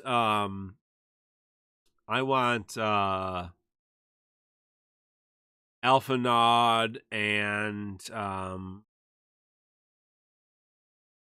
Forum. They're kind of both spoiled brats, right? Alum, whatever, one of those. Yeah, do Alpha Nod, Alizé, Forum, Palum. Spoiled child prodigies, twins. They could be in there. Anyway, since Squex seems to be bad at business, hey, tell them how to do it. What new paid bundle or paid service would you like to see the game introduced to improve its sales? That's from Red Cane. How can Squex make money on DissidiaFFOO specifically, I think. I don't think we're going to try to give a masterclass on how to save Squex from itself. But what could Squex throw out today to make money in DissidiaFFOO, you know? Oh, that is so easy. Yeah. That is so easy. Okay, so you make D2D the default way the game works, right? Yeah. So for an entire month, everything has lockouts. Yep. And then you charge people to break that lockout per fight. There you go. Done. Yeah. Done. I just tripled your profits, Squex. You're welcome. Yep, 100%. And bikinis for everybody. Everybody gets bikini. Even the guys. Everybody.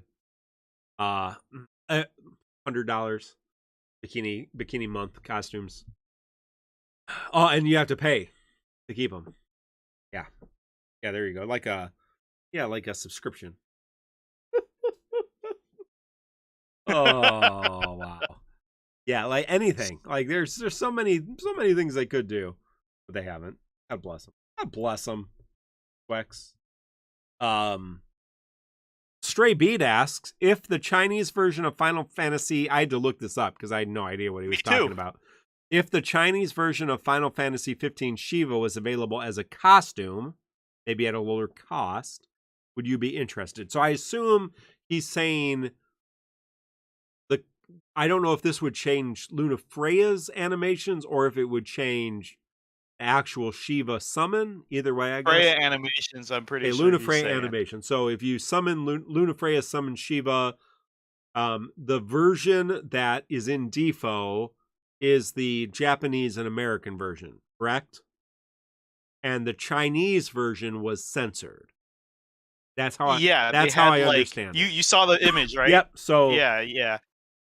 They're wearing skin tight, like different kind of blue spandex instead of revealing their skin. So like they just got recolored, so it looks like they're wearing a fucking a cat suit, basically very tight neon blue latex, and then only their hands and feet and face are like open. Yeah, it doesn't seem I don't know what they feel like it's censored because, like, I mean, Shiva's not like she's got gray skin, and it's all you censor like the cleavage, right? It's like the cleavage is pretty ridiculous. Yeah, but yeah, I guess she's wearing like full stuff over her gray cleavage. Yeah, okay. Would I pay for that? No. I mean, it's kind of weird looking, very truthfully. Well, first of all, I'm contractually bound to buy all costumes. Okay, well, that's Flex releases. Yeah, that's one. Yep. And the second thing is, joke's on you, China, because skin tight latex is hotter than nothing at all. Yeah. Okay, because you're leaving more to the imagination, and I'm pretty sure there's a lot of BDSM sickos out there. So I don't know. I'm just saying I don't think this made it any less overtly sexual at all. If you guys are interested, Google Chinese FF15 Shiva. Nothing's sexier than peeling off your partner's latex skin tight bodysuit that they had to be what is happening? They had to be covered in talcum powder to get on in the first place. My Moogle Pass expired. Holy crap. You can just imagine their bodies glistening in sweat underneath that unbreathable latex. Like it's just I don't know, man. It's too much. I'm done. Yeah, did somebody ask an actual question? Did we miss a real? No. Lartanian. Yeah, I just noticed I have not renewed my Mog Pass that expired yesterday. If Mark could swap his 5/5 thrown weapon right now, what would he swap it for and why? Great question, Lartanian of the live stream. So if Blart is Howard Stern, is Blart the lady that does the producing? What's his producer's name? What's the lady? I mean, she's probably not really the producer. Like, she's the lady that has always been with him for years. I don't remember her name. I can't. I'm blanking. I don't listen to Howard Stern, so I mean, I can picture what she looks like because I've seen. I think if I always fuck this up. Who hosted Wheel of Fortune? Pat Sajak and Vanna White. Okay. If Raw is Robin. Pat Sajak, Zamboni driver is saying Robin, and Blartanian agreed that he is Robin. Okay, so yeah. So if Raw Blart is Pat Sajak, he's Blart is Ivana White, right? Vanna White. Vanna White. Yes. If we're talking about the shock and awe experience of Wheel of Fortune, Raw Life is Pat Sajak, and Blartanian is Vanna White, and the other co-hosts are the contestants who miss very simple questions, or the really good ones. Yeah. Or if Raw is Donald Trump, then Blart is Melania Trump, right? Or Rudy Giuliani, maybe. Hello. Like Eric Trump, maybe. I don't know. That's a tough one for me. Yeah. So I would. So the question is, if I could, just to assure you, assuage the assuage. No, assuage.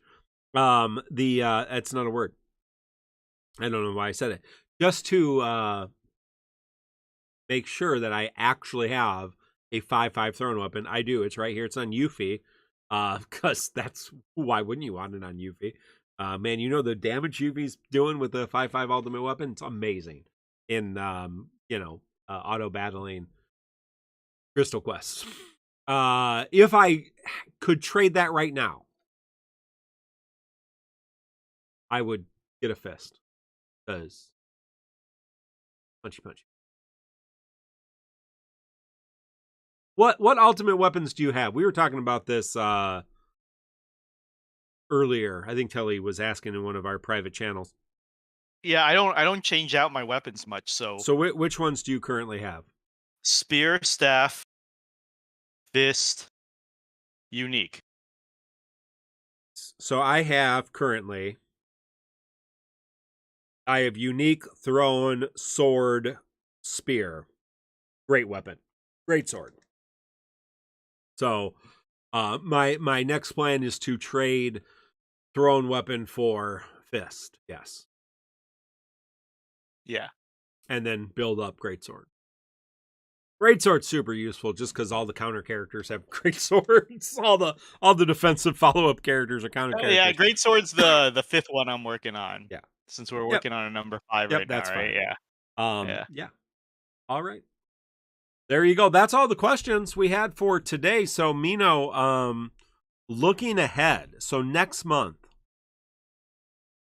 we don't know about D2D, but here's the thing.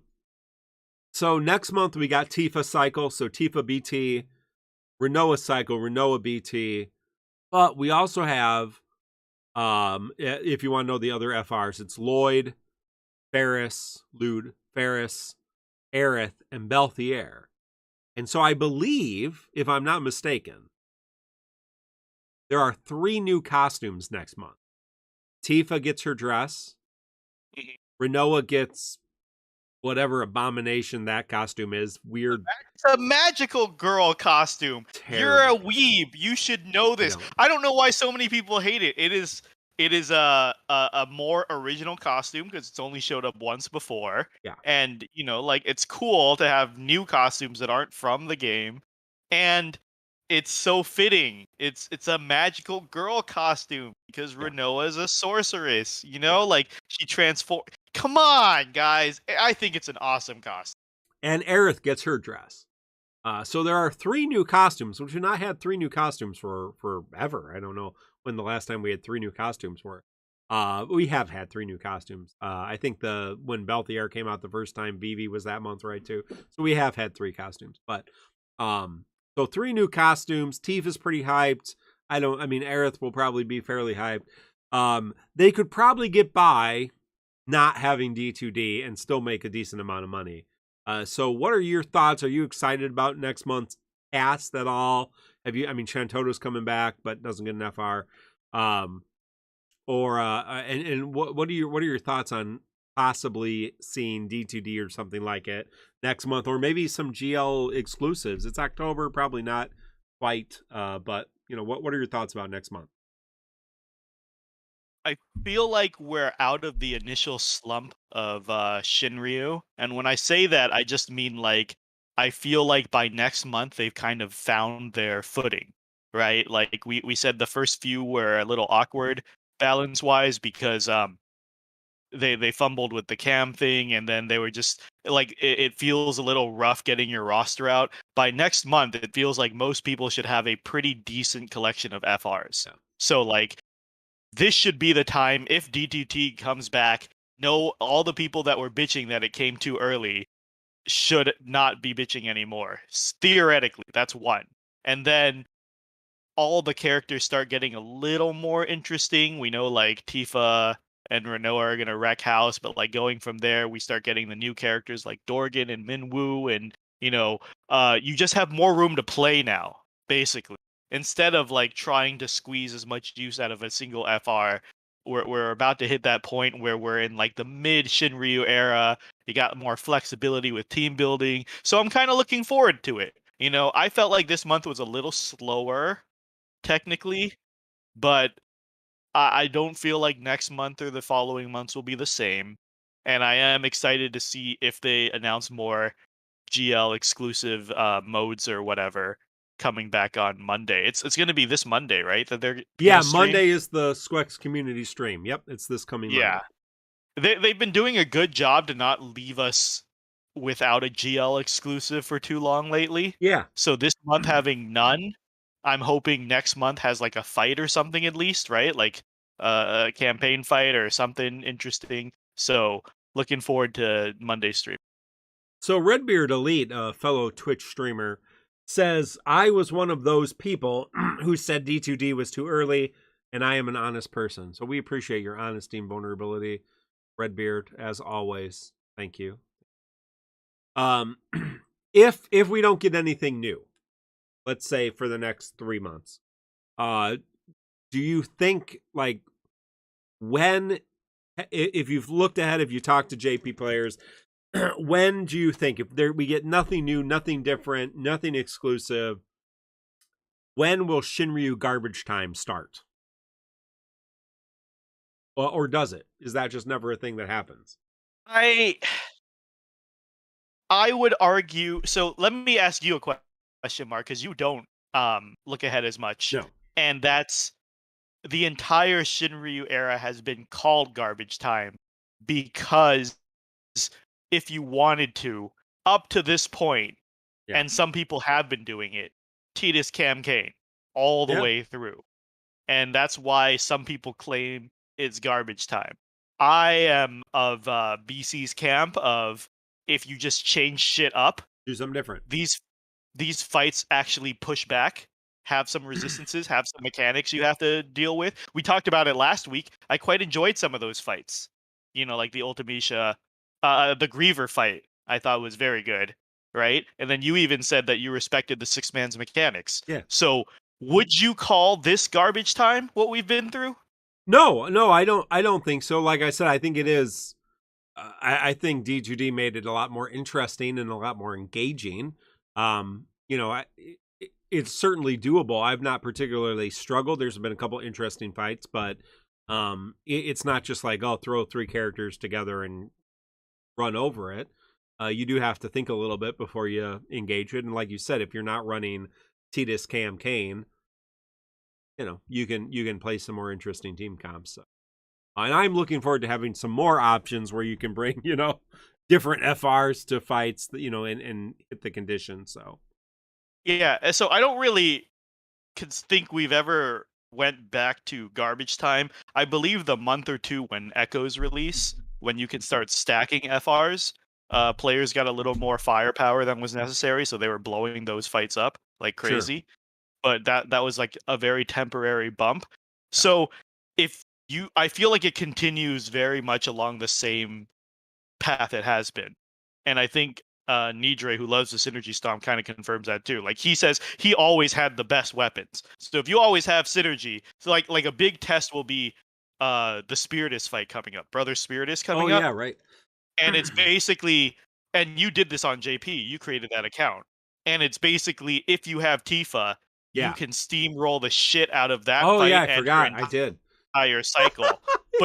But if you choose not to use Tifa, these are very difficult fights. So like, I mean, like, people keep asking for this difficulty and then complaining about it. I'm pretty happy with where the game is. If you want to stomp, you can stomp. And if you don't want to, you don't have to. You have options on how to approach this. Yeah, Redbeard likes the term garbage time. Yeah, we pulled that from, I don't know if you're familiar with comic books, the Fantastic Four, the orange guy, the Thing, that was his catchphrase. It's garbage time. Was it really? Yeah. Garbage time. The only thing I remember about the Thing, for some reason, this is etched in me forever, but I used to play Marvel Alliance, those games they had, and the Thing, one of the Thing's lines was, "It looks like you have a thing for the Thing," and I don't know why that always tickled me. Like, that was always so funny for me. Yeah. And every time I think about the Thing, I think about that line. I believe the storyline for the Thing is, his wife left him because he turned into a monster because he went to another dimension or space or whatever. And then, so it's garbage time for him. And then he dated a blind woman and I think he married her, and because she wasn't so vain because she was blind, he loved him for who he was. Why is Lion so mean? That wasn't my line, Lion. That was in a video game. I didn't make that up, but I wish I did. Yeah, there you go. Got a thing for the. So yeah, it'll be interesting. Again, I really hope we'll get more. Really hope we'll get more D2D or something, some GL first, that kind of stuff. But it is what it is. I'm certainly interested in next month. I'm actually probably going to spend a lot next month just looking. Like, I'm going to pull for Tifa. I need Ferris FR or Ferris LD is one of my last LDs, so I'm gonna pull on that banner. Renault is my favorite character. Just take my entire thing. I need to stop pulling FRs. I'm legit broke. I pulled Core's FR and I. Oh, I was gonna ask you. You couldn't upgrade it. I can't max it. I'm thinking I'm just gonna play without maxing it and see what happens. I gotta cut it off somewhere. And the problem is, because I picked up that habit since January of pulling everything, it's fun to pull everything, and everything looks slightly interesting. I'm like, oh, Tifa looks interesting. Oh, Renoa looks interesting. Aerith looks interesting. Yep. But like, I really gotta stop pulling. I really gotta stop. Well, I may have to be with you because I'm probably gonna definitely pull Tifa, Aerith, Renoa, and Beltier. So how many FRs do you currently have maxed? Like 16, 17. Okay, yeah, that's a lot. Okay. Okay, I've maxed. I told you, I've maxed every single FR that isn't Dash that's come out. Okay, so yeah, I think I have 10 fully maxed and maybe 3 non-fully maxed. But yeah, 17's a lot. Yeah, that's a lot. All right, well, I think that's it for the show. You have anything else, Mino? No, I thought I did. I don't. I'm always surprised at how much there is to talk about when we get on. I was like, right before the show, I was like, Core and Vayne, like two.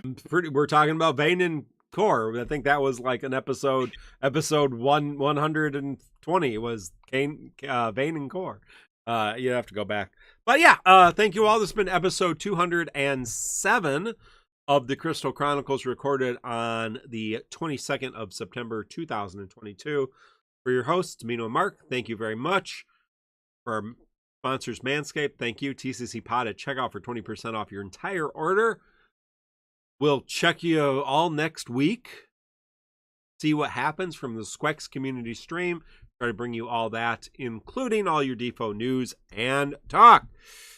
Thank you all. Till next time. Bye. All right.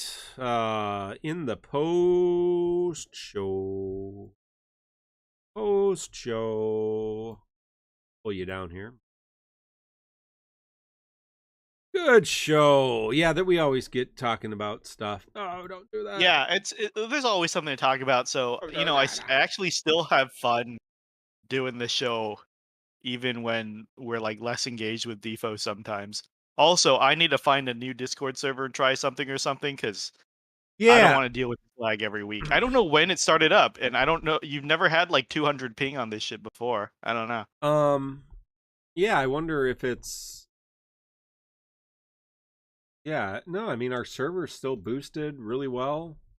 Yeah, maybe we can just look, and if anybody else has some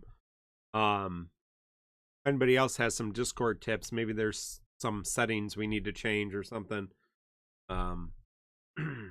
Yeah, because now it says you may notice delayed audio at 250 ms or higher. It says that, but like 200 something ping is not good to have. Yeah. No matter what. Yeah. All right. So. Yeah, now I'm at 20 right now. So. Oh, you are? Yeah. Sometimes I can hear you. Just sometimes there's a delay. Shit, I wanted to ask you something about some show that was going on, and now I completely forgot. I was saving it for post show. Show. Oh yeah. No, well, I mean, I just saw that Black Adam trailer. Did you see that shit? The one with The Rock? Yeah, I can't believe they're making Black Adam a hero and trying to run a franchise off him just because The Rock is playing it. I knew casting The Rock was going to be a bad idea. He's been an anti-hero in really? The comic books. Yeah, because he was part of so what you're gonna see in this is JSA.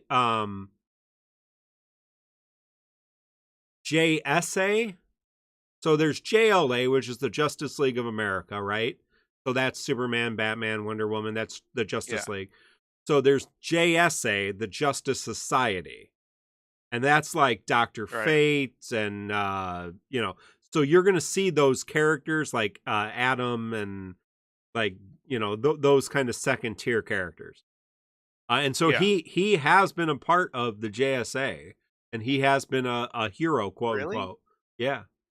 Yeah. I'm What? almost positive Black Adam has been an anti-hero in and out of the comics. Then I've just been out of the loop too long in DC Comics. Could have sworn he was always a villain, and at the very least in all the infamous games lately, he's always been a straight villain.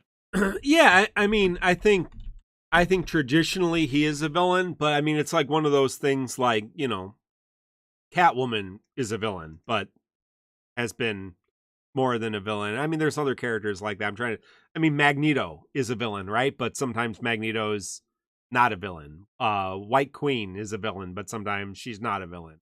So I think it's kind of something like that. I think traditionally he is a villain. Yeah, Fen Ragnarok says, I don't even consider him as an anti-hero.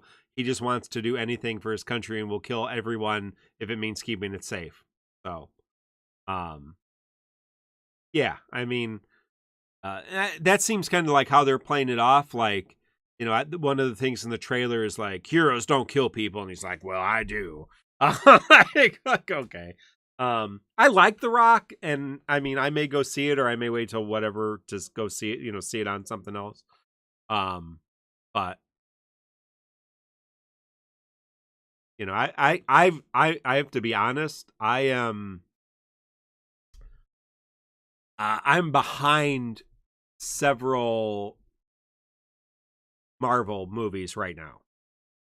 Oh, I think most people are. This is called they call this the post Endgame era, Yeah. and like they're trying a lot of new stuff. Yeah. I don't know if all of it's working. And that's okay. Like, and that's how Star Wars is. I mean, like, I don't need to watch everything or like everything.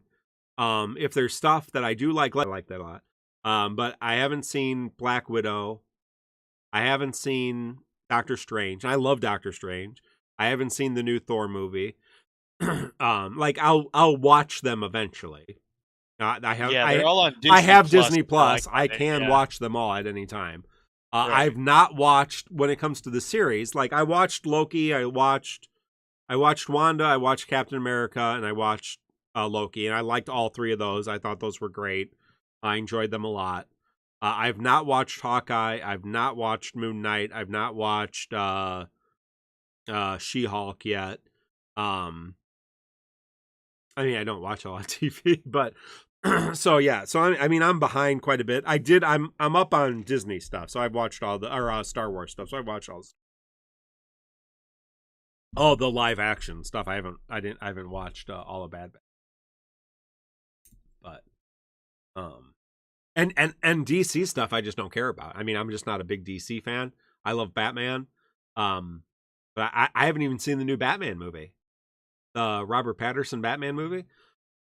I haven't even watched that. So I think the last two movies I saw in the movie theater were the boys and I went and saw the Dragon Ball superhero film, and then I still need to catch that. I thought it was great. I thought it was a really good film.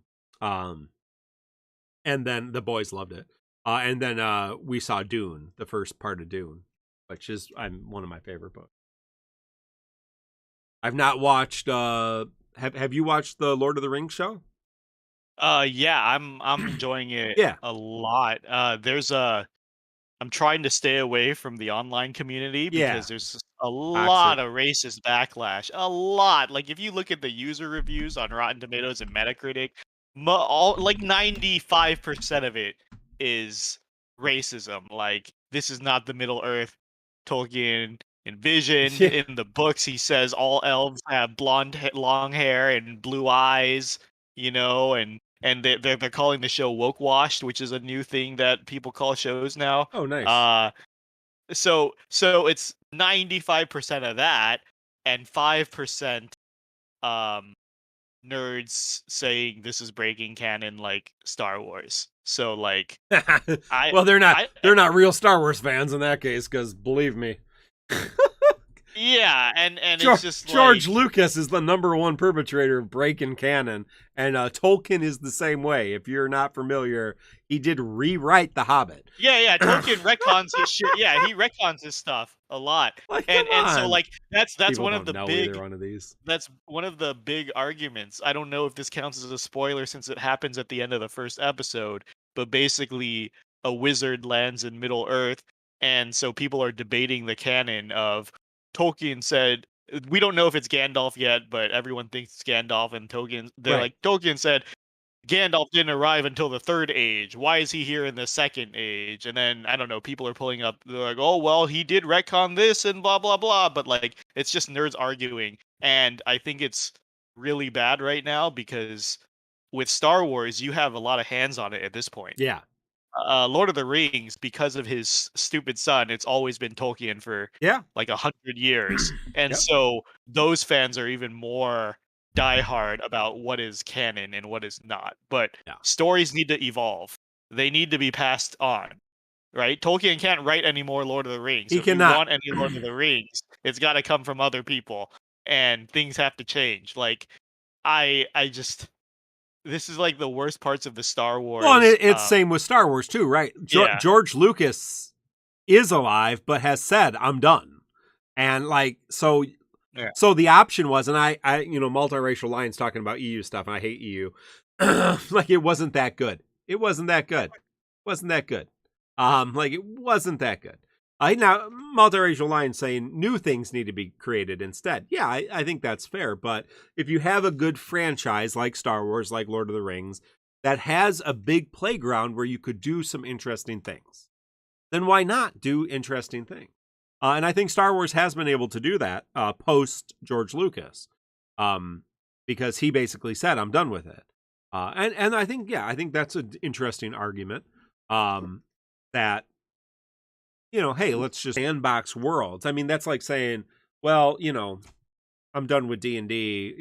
Let's just could do something different. We like fantasy, so why not have you can have new fantasy, but if you have an established it's kind of like so like take something like Batman, right? So every time there's a Batman movie, why do we have to rehash Batman's origin story? Every time there's a Superman movie, like I get that. Like you have a character who has a long history, a lot of interesting things. Like, and that's why I like the new Spider-Man, the Tom Holland Spider-Man, the Homecoming movie, because it was fairly different, right? It's the same property, and they just didn't rehash it. They did something different. Like it or not like it, they did something different. And so, yeah, I mean, you can say, hey, let's just do something completely different. And I think you always need to have people who are doing something different. But, you do have this very rich, important world called Middle Earth. Like Middle Earth is not only, I mean, it's Star Wars is culturally and film wise groundbreaking, changed the cultural narrative, and pop culture in a lot of ways, and franchises in a lot of ways. I mean, Lord of the Rings created high fantasy, modernized high fantasy, and brought it to kind of the European world, the Western world, right? And so it is a super important franchise, and a certain, a really cool world that other people have done things with, like TCSR, like Gary Gygax did Lord of the Rings, and that's what D&D came up with, right? I mean, that's basically taking what Tolkien did and making it something a little different. And then obviously Wizards of the Coast has taken that and done similar things, and 100 other people, And so, I mean, you're at that point, you're just making copies. Why not take something that has all that original stuff, that has that kind of beauty and that fullness, and create something cool? I'm looking forward to it. I am planning to watch. I'm like, I'll agree. No, go ahead. And well, first of all, the beauty of Lord of the Rings is, it's not waiting for approval. Like they've already planned the entire series, right? And the first 2 seasons are paid for. Like Bezos is rich. A lot of the reviews I read says that even though it's called the most expensive TV show in history, because each season's about 500 mil. Woohoo! And it shows. It's so fucking pretty. It's so pretty. But like, they're like, Bezos has so much money. This isn't like a financial risk for. It's more a reputational risk than a financial risk at this point. And they've already he already has a bad seasons. reputation. Come on. What's he gonna? Well, I guess Amazon backing, like, because Amazon's putting all their, well, I wouldn't say all their eggs, but they're putting a lot of eggs in the Lord of the Rings basket. They spent a lot of money to buy the rights to the Lord of the Rings franchise. Then they spent unprecedented money to make the TV show, and they want to launch like a whole thing off of it. They want to do like video games, MMOs, like they want to bring this property back, like in a big way. And so I guess it's like, can they do it reputationally? So anyways, like, I agree with Lion. Like, sure, people should be making new things, but also like, it's okay to have new stories in old playgrounds as well, as what Mark is saying. Like, yes, new things are great, but it's okay to have both, not one or the other. You can definitely have. Well, and if you know something is already loved, right, and you can kind of market that, you're not going to make a $500 million show based on a new IP. Like, right? I mean, I mean, that's one of those other, and like, you can argue, why do you need to do that? Is that where things are headed anyway? We're getting, shorter snippets and, good quality of film. What's the future of the film industry even look like? But yeah, and the stupid, people are just dumb, and it's a shame. And I understand, if you step back from it all and look at cultural competency and look at kind of the sociologists, kind of how they study culture shift and change, and even just kind of the normal psychology of humanity and change, like, what's happening makes sense.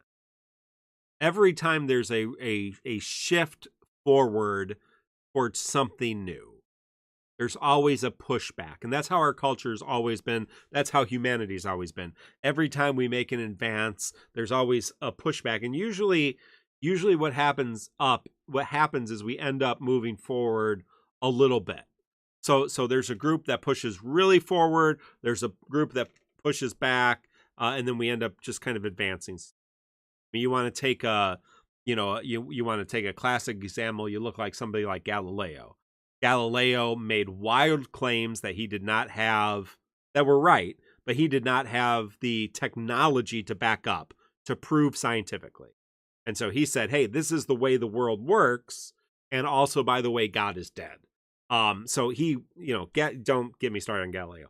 But so he kind of made a real big push. There was a huge pushback, but we ended up moving towards the reality that, yeah, he was right. And that's a kind of a silly example, but I try not to get super political, right? And so you're seeing a lot of pushback right now. The Little Mermaid is one of those examples, right? Like, and it pisses me off because I'm a huge Tolkien fan. I'm a huge Hans Christian Andersen fan. Hans Christian Andersen is my favorite fairy tale storyteller. The guy was a mess of a human being. And I love the Little Mermaid. The film is my favorite Disney princess film. The Little Mermaid, the story, is my favorite Hans Christian Andersen story, next to the Snow Queen. Snow Queen's one of my favorite stories. From him is excellent. Which Frozen was based off of, kind of. I like Frozen a lot. But anyway, so I mean, and it's just hilarious to me, like the logic behind being upset that someone is playing a character that doesn't look like the character that Disney decided the character. Like, we're not talking about historical epic, right? We're not talking about, This is like getting mad that the Hamilton play. And well, that's exactly what I was thinking. That's exactly what I was thinking about. Like, who's upset that George Washington was black in Hamilton? And that's a historical character. He was not black. He was a white. Everybody in that play is white. Like, there are no black people in that story. Everybody's white. Like, come on. And I'm not upset about that. The fact that Ariel's black, I'm okay with. Like, there's no, like, come on. Like, it doesn't, like, if I love the cartoon with the redheaded Ariel, that has some very problematic things going on in it, like, no one's coming, like, Disney, and that's why the EU people drive me crazy when it comes to Star Wars. Like, oh, Disney ruined the EU. No one came to your house, took all your EU books, went back in the back of your yard and burned them all. Come on. If you like the EU, you have the books. No one's taking them from you. You don't have to adopt anything new. You can still love that, enjoy it, and ignore everything else. Like, no one's taking The Little Mermaid. The Disney vault doesn't exist anymore, right? They don't lock the movies behind the vault anymore. Like, if you don't know what I'm talking about, that was a whole ridiculous thing, right? But yeah, I mean, come on, seriously, just like, who cares? No, I do. I'm going to come to your house specifically, Lion, and I'm going to take all your EU books. I'm going to burn them so you cannot enjoy them. No, my thing with the EU is because I grew up during that era.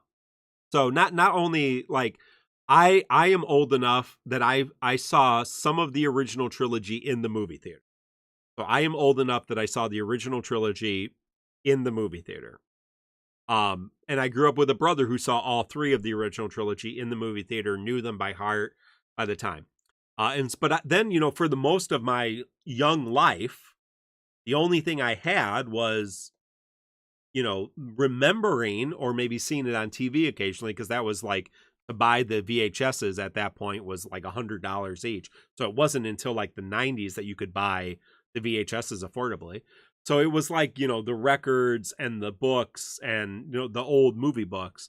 And so, yeah, there was this dark time with no Star Wars. And then the EU came and it was new Star Wars. And we were all very excited about it. And some of those books are amazing. Some of those are really good stories. The vast majority of them are not real good. They are not great. Not excellent writing. Not real compelling stories. Some of them are good. Some of them are not good. So, I mean, I don't like to glorify like the EU era of being like, oh, it was the best of times and all the EU books are amazing. Nor do I think like, oh, everything Disney's done is great. No, that's all, you know, a lot of Disney stuff is crap. And I think probably, Mino and I have talked about this. There are quite a few things that I like that other people don't like. And I'm okay with that.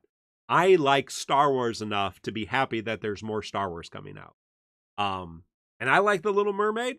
And believe me, if you are upset about anything that's happening, you probably have never read the actual Little Mermaid book, because it is dark. Like, it is. I hope not only is Ariel black, I hope they actually integrate things from the actual story in The Little Mermaid, because that is a messed up fairy tale and I love it. And Hans Christian Andersen wrote it because he had some super big problems in his life, and it's hilarious.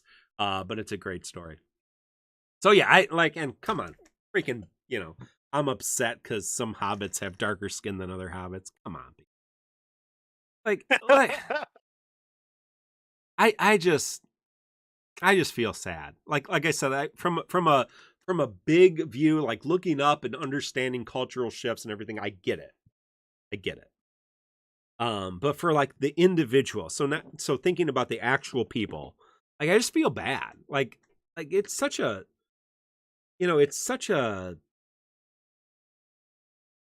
bad way to spend your time, being upset about shit that doesn't matter. And that's not just this. I say that about most things. Like most things that people are upset about don't fucking matter. I mean, my dad, so I'm a pastor. My dad's a pastor, served for many years. He's retired. My dad would often say when it came to Christianity, which if you don't know, we have some fights among ourselves, quite often for the last couple thousand years. In fact, if you read the Bible, the church made it about, a couple months before we started fighting over stuff. That's in scripture, that the history of the church. It didn't make it very long before we started fighting that stuff, because people fight about stuff, right? And my dad always said, 99% of the stuff we fight about probably doesn't matter. And the fact that we have these huge debates and hurt people because of it, it's even worse. I mean, it's just, come on. And we're talking, we are upset and make waves about it. Like, I get the irony. We come on the podcast and we'll stir up stuff, and we'll be upset about things that are happening in Defo. But like, when the podcast goes off, like, I'm not losing sleep over Defo, right? I mean, we like talking about it. It gives us something to do. It's a fun thing. And so, we like sometimes getting into the drama and everything else, but like, I'm not having anxiety attacks because of Defo. I'm not losing sleep over Defo. I'm not saying people can't be my friend because they disagree with me about Defo, right? I mean, and some people probably are like that, right? Some people probably are losing sleep. Some people probably are anxious that they can't beat this content, or they couldn't pull this weapon, and man, that's not a good way to. Don't just find better things to live in, like injustice, poverty, hunger. There's real shit to be upset about. War, like, man. If I lived in Russia, I'd be real pissed off right now.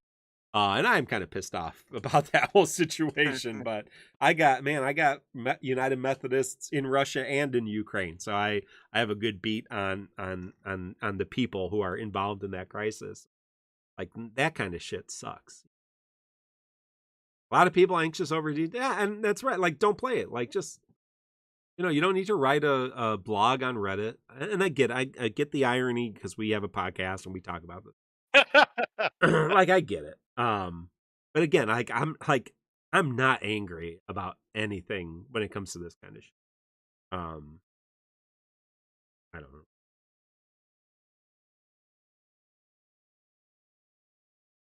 But I want to see the hobbits and Sauron and eagles and pretty cities.